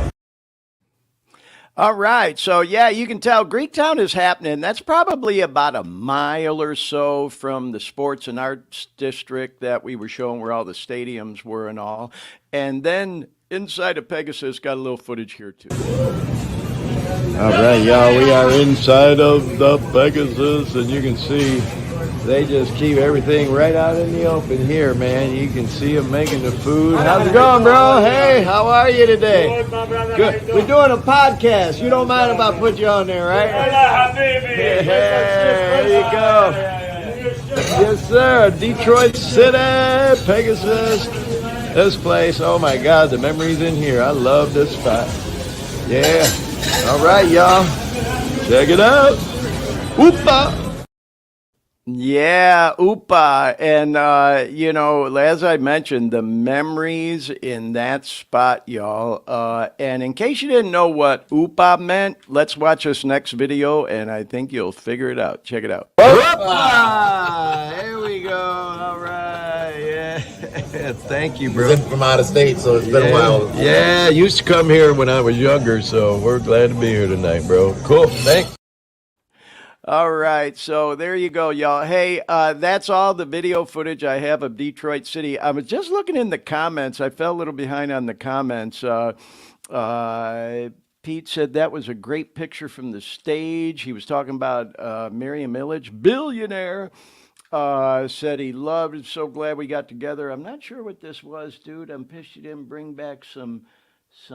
Oh, I think he meant to say Saganaki. I think that's what it was. That's what that flaming cheese is, or what have you. But nonetheless, y'all, I know that was a lot of stuff that maybe necessarily didn't have a lot to do with our main topic of trying to help people through drug addiction and recovery, showing all that footage around downtown Detroit. Of course, the Jamie Daniels Foundation speaks for itself. As I've said on this show before, though, we try to be entertaining for everyone and provide good content. And for anybody who may be going through struggles with addiction, maybe you're trying to kick dope and get off of that shit. When you're going through it, man, I get it. It's like climbing. You're going through all the withdrawal symptoms, the cold sweats, the restless leg, you can't sleep, you can't eat, you're laying in bed just trying to kill time scrolling on your phone. So, hopefully some of the footage we showed, of downtown Detroit was entertaining to you and kept your interest. So, anyway, appreciate y'all riding along with me for that trip back to Detroit City, y'all. Hope to go and visit again soon and maybe do another show from Detroit down the road. But right now, y'all, we're going to transition into the news. Let me find where I'm at in our photos here. There we go. It is time for the opioid crisis in the news, y'all. Thanks, Dean, for bringing that up. And so just this past week, y'all, we're going to zip through these pretty quick. If you've been following, you know that Narcan, which is the antidote for an opioid overdose, is now going to be available for over-the-counter purchase this coming week. And a 2-pack, they say, will retail for right around $44.99. Some experts saying that's a little bit too high. I do kind of think it's on the high end, y'all. And there's been talk that hopefully some of this opioid settlement money, that is, from Purdue Pharma and all the rest, might help to go to fund some of that stuff. And here's another story, saying that, the 2-pack will cost a little less than $50. And here was a story we pulled from the New York Times. Again, just kind of reiterating what we just talked about. This week, y'all, Narcan available for over-the-counter purchase. And again, can't encourage anyone enough, especially if you know you have a family member who may be, struggling with substance abuse disorder, opiates, opioids, to have this on standby. And certainly all employers ought to have this stuff available too, in case they have a problem in the workplace. There's some of us think Narcan should become just as available as a fire extinguisher in any public places. There's even stories we've done on this show about it being available in vending machines. So anyway, just want to touch on that a little bit. Just to kind of piggyback off of that, the White House, and again, y'all, not getting political at all here. We don't get into politics on this show. We just thought that, this is such an important story that even the White House jumped in during this past week to announce an additional $450 million in funding to help fight the opioid epidemic. And that was done in conjunction with what's called Overdose Awareness Week. Just this past week, Overdose Awareness Day was on August 31st. And here's another story that we pulled about that. So it was nice to see the Fed jump in and contribute toward that as well. Now, here's a story we pulled from the World Health Organization, y'all. If you think this opioid epidemic is just limited to the United States, you are badly mistaken. We talk a lot on this show, and even in our intro that Dean put together for us, we talk about during the course of this show, we usually go between an hour and a half, 2 hours. We'll probably wrap up in about 10 minutes here for today's show. About 6 to 10 people will die in the United States from an opiate overdose. Well, I'm not going to sit here and read to y'all, but if you look in that last paragraph there, y'all, it talks about how worldwide, roughly 1/3 of the almost 600,000 annual deaths from drug use are caused by overdose, most by an opioid overdose. And this particular story goes on to tell a little bit more about this particular person in Greece who is working to fight the opioid crisis. And it's a story about, an addict in Athens, Greece, struggling with this. And so I did the math, y'all. Worldwide, they're estimating 600,000 people a year dying from a drug overdose. Most of them are opioid overdoses, whatever the hell you want to call it. That comes to 1,643 people a day and 68 an hour. So think about that, man. Just in the hour and a half of today's show, good God, I'm trying not to get emotional thinking about it, y'all. Just in the hour and a half of today's show, almost 100 people are going to die or have died from an opiate overdose worldwide. It's just insane what's going on. So all the more reason, y'all, shout out to groups like the Jamie Daniels Foundation. And again, I just feel like what we're doing with this podcast, if, as we say, if we can help even one person to maybe seek help, take it a step further, get themselves clean, then it's all worth it, man. 100 freaking people dying by the time we finish this show. It's just insane. Anyway, moving on, y'all. We're going to do a couple shout-outs now on a more upbeat note. Shout out to that boy, Stephen King. Yes, everybody knows Stephen King, but not everybody knows he lives clean and sober. And so I pulled this off the internet, took a screenshot. Just celebrated 33 years not long ago, clean and sober. And I kind of got a kick out of this quote because it certainly could relate. He says, I was never the guy who said, let's have a gin and tonic before dinner. I'd have to have like 12 gin and tonics and then have to say, fuck dinner and have 12 more. And so, it ain't for everybody, but for some folks like myself, man, it's like once you put that shit in your body, there's just no telling where it'll end and if it'll ever stop. And so Stephen King, shout out to you on 33 years, y'all. Okay, so I mentioned this earlier in the show. We want to do a shout out to our old friend from Orlando, Florida. There he is, Mr. Jim Payne. News anchor for WESH television in Orlando. Here, let's go back to that one for a second because I want to talk about this for just a second. Jim is an old friend, and Dean, you remember we worked with Jim for many years. He was a guest presenter at that awards banquet that I was kind of the go-to guy on organizing for God, when I do that thing for like 25 years. And Jim was a guest presenter for about 10 of those years for us for the Jefferson Award. And you can see there's a picture of him and I together. It was always kind of weird because we did, videos of the awards banquet, and I'd go around and interview all the people. And it was just kind of weird, me interviewing the news anchor and reporter instead of them interviewing me for a change like they did in my PR role.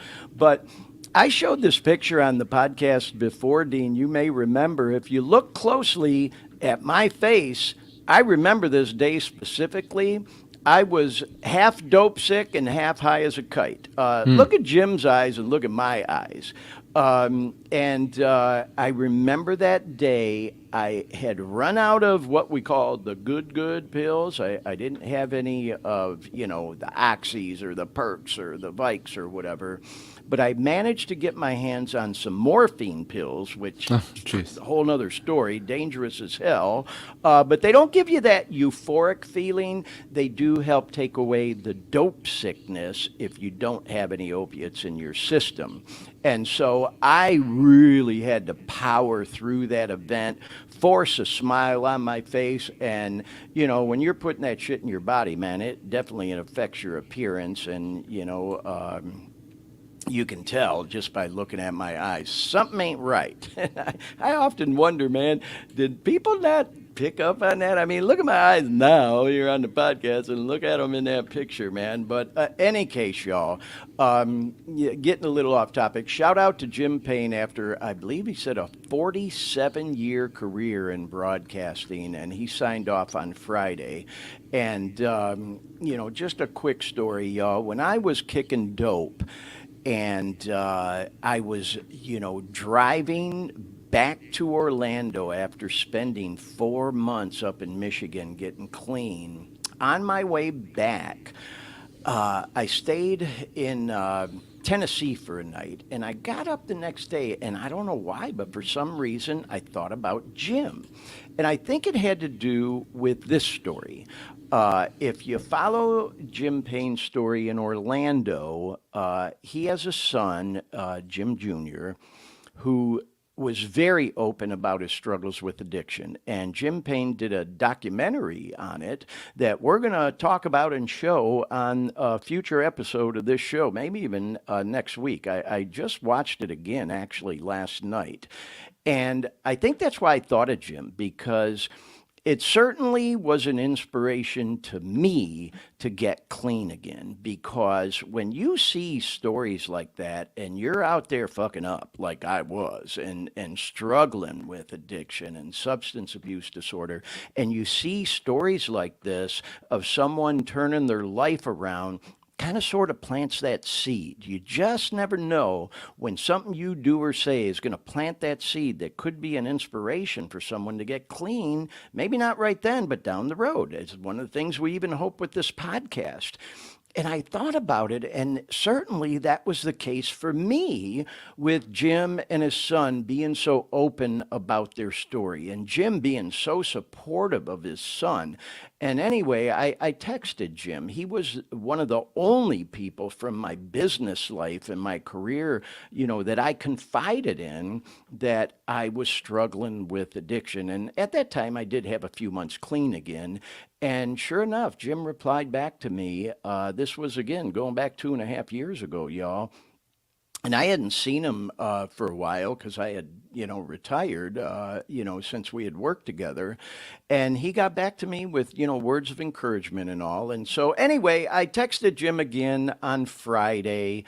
Not long before he did his last newscast, just congratulating him on a long career and whatnot. And sure enough, man, after the show, he replied to me and wished me well in my adventures of living clean and sober. And actually, he's moving out to be near his son. He's shared this openly on the news, so I'm not breaking his confidence or anything. But he's moving out to Las Vegas, where his son lives now, to be close, to him. And man, he texted me, hey, if you're ever in Vegas, so, you never know. Me and Jim might meet up again. Maybe we'll have him on the show someday. That'd be wonderful, But shout out to Jim Payne. As I posted on my social media, man, one of the real ones, and even had a couple people chime in on that post saying, yeah, Jim's one of the last real true journalists that really gets it, and nothing against, other news reporters and all, not trying to be negative toward anyone else. What I will say is Jim truly was a real one, and I worked with a lot of them in my career, both in Detroit and Orlando. And it was just such a pleasure working with him over the years. And again, just want to say thank you so much to Jim Payne and his son for being so open about his son's struggles with addiction. I was thinking to myself, what an interesting contrast, you know. Poor Ken Daniels losing his son Jamie to addiction, and then here Jim Payne's son managed to turn it around and is living clean and sober. You know, it just goes to show, man, you just never know. You know, it could have went either way for either one of them, and you know, it turned out the way it did. And man, even with my story, y'all, if you know my story, you know, and if you haven't, you can go back and watch some of the other 24 episodes we did where I go into great detail about it. You know, I do truly feel like I'm living on borrowed time. And I'm so grateful that I survived that addiction to tell my story and hopefully be an inspiration to other people the way Jim and his son are. So anyway, shout out again to Jim Payne. Congratulations on your retirement. Hope to cross paths with you again, not too far down the road. So moving on, y'all, to music news. Of course, some sad news. The legend Jimmy Buffett passed away a couple of days ago. And man, who doesn't know Jimmy Buffett? You know, Margaritaville, 5 o'clock somewhere, all that stuff. And man, do I have memories from spending time down in the Keys and Key West. I even posted something about it, man, doing the Duval crawl, you know, during my, you know, drinking days and all that. And man, it just goes to show, you know, enjoy the moments. Jimmy Buffett, all the money in the world, but doesn't mean a thing if you don't have your health. And he was struggling with some health issues and passed away a couple days ago at 76 years old. But thank God we have his music that'll live on forever. Yeah, it seems like he died of skin cancer. I know he had some. Yeah, they just CBS News released it like just today. Okay, So, is that what it yeah. was? I didn't know what it was, but I knew he had a health challenge. And man, I mean, being from the Keys and all, I guess, you know, kind of makes sense and all. God, it scares the hell out of me. People have been telling me to stay out of the sun since I was a kid. And Yeah. this ain't going to happen, y'all. Hope that doesn't creep up on me one day. But anyway, R.I.P. to Jimmy Buffett. And then on another more positive note when it comes to music, how about them boys from the Rolling Stones? Mick, Keith, and Ronnie are putting out a new album, and they've been teasing the shit out of it for the last week or so. And one thing I love about the Stones, man, you know, they always come up with these unique marketing ideas when they're rolling out new music. And they ran this small ad in this little paper over in the UK. And you can see the name of the album is Hackney Diamonds. And they had this little ad that said, "Our friendly team promises satisfaction when you say, 'Gimme shelter, we'll fix your shattered windows.'" And man, the cool artwork there too. Isn't that cool as hell? So anyway, then if you remember, man, back in the day, the Stones literally drove down the streets of New York City on a flatbed truck playing music, you know, when they rolled out an album. And so this time around, they've done some really cool videos, and I've got just a few of them. They're not very long at all, but let's go ahead and play them. This is the new Stones album coming out in just 3 days, Hackney Diamonds, y'all.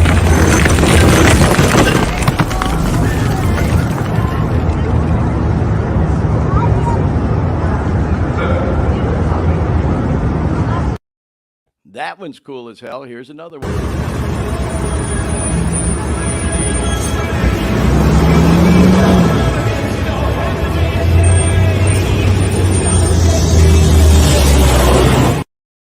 Now that video, you know, if you listen real closely, it's so cool what they did. You can hear almost this echo from down in the subway of the first single off the album called "Don't Get Angry With Me." And you can just hear it subtly in the background. So anyway, there's a couple more. Check this one out here, y'all. Let me just do this one.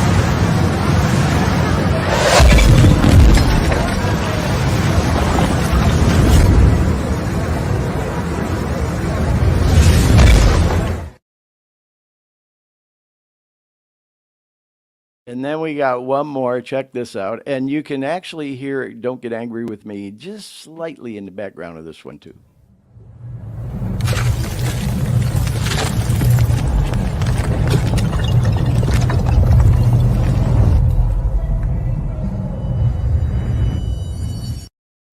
So, yeah, you can just barely hear it. But nonetheless, they have released actually probably about I don't know, maybe 20-second clip from that song. I didn't want to play it on the podcast because I didn't want us to get dinged for copyright or whatever the hell. But they're putting stuff out there all the time. If you follow Mick, Keith, Ronnie, the Stones, whatever on social media, you'll see all the things. But I couldn't resist talking about it because they are, in fact, my favorite music artists, the Rolling Stones. I've seen them like 10 times and all over the country in St. Louis, Detroit, Orlando, Tampa, all the things. And I definitely will go see them again. Shout out to my sister T, my Stones buddy, if they come again on tour, which Keith is indicating they will if their health holds out. Hope we can go see them again. Now we're going to transition into some funny memes, y'all, and then we're going to wrap this show up and bring it full circle. I thought this was the perfect one. Just trying to have a sense of humor about sex, drugs, and rock and roll. Mick Jagger is fucking 80. And if you didn't know, Mitch McConnell, not to make fun of Mitch McConnell, God bless him, hope he's okay, but, the politician, this past week, he froze up at the podium twice for these speeches, and he's like 81. And so I thought this was a great meme. The benefits of a life of sex, drugs, rock and roll should not be ignored, because look at Mick looking cool as hell at 80 years old, man. If that's 80, I say bring that shit on. If I can look as cool as he does and be as spry and active as Mick Jagger at 80, fucking bring it on, man, anytime. So anyway, I thought that one was kind of cool and certainly tied into what we just did about the Stones' new album coming out in just a few days. Then I thought we'd show this funny meme, warning unattended children will be given an energy drink and taught to swear. That was me when I was a kid, and that's my excuse for having such a potty mouth. That's my story. I'm sticking to it. I was the youngest of 6.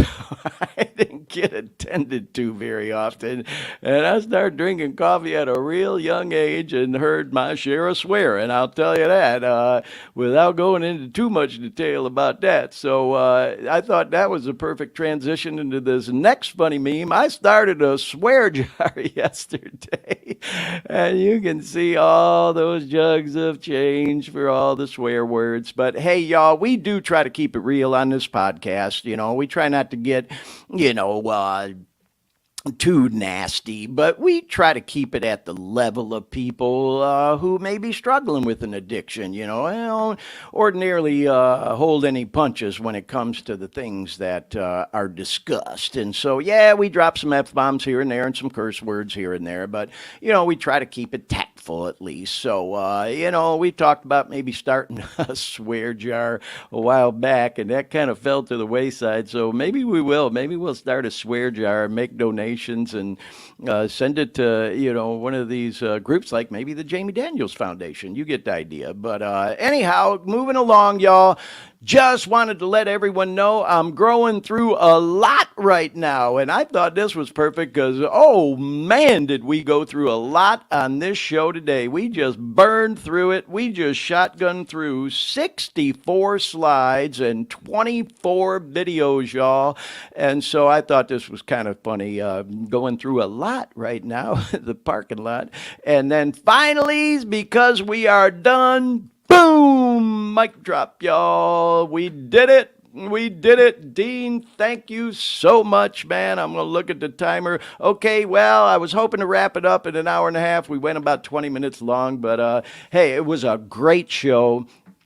Thank you so much, Dean. Again, you're a rock star behind the scenes, bro. I know I overloaded you with a shit ton of stuff today, but our 25th episode of the Dare Me podcast is now in the can, y'all. We're going to post the recorded version, and then all 25 of them will be there forever and ever and ever out there on all the platforms. My personal favorite is the Dare Me Podcast YouTube channel. I'm a little behind on getting all of them posted. You can see every episode on that page. Just click the live button. They're all there. But I try to clean them up and take the counter off the beginning and put them in the videos tab. And we're almost completely up to date with that, y'all. So anyhow, with all that said, going to work on wrapping it up now. Want to to thank y'all for riding with us for 25 episodes of the Dare Me podcast. We're halfway through our goal to getting one full year of these in the can. 6 months more to go. Dean, I just got to ask, man, does it seem like 25 episodes to you? All in one night tonight? Yeah. No, I'm just messing with you. No, it's moved right along. I it's kind of like a whiplash. I just kind of like, whoa, that just went by. Yeah, I know. My God, and all the great guests we've had. Shout out to all the guests. Thank you so much, y'all, for participating in and supporting this podcast and show. We got some other really cool and great guests that we're planning to have on and hoping to have on in the coming months, y'all. So with all that said, if you are a person struggling with substance abuse disorder, an addiction of any kind, we hope that we could be and have been some kind of inspiration to you. We want to, again, thank everyone for supporting this program for the past 6 months and the past 25 episodes now. As we often say on this show, if you're struggling with addiction, if you're going through hell, just keep fucking going. If I can get through it, you can get through it too. And with all that said, Dean, thank you again for everything you do to keep this show going, bro. Can't thank you enough. And everyone, I hope you have a safe week. Thank you again for your support of the program, and we'll see you next time on the Dare Me podcast. Good night, everyone.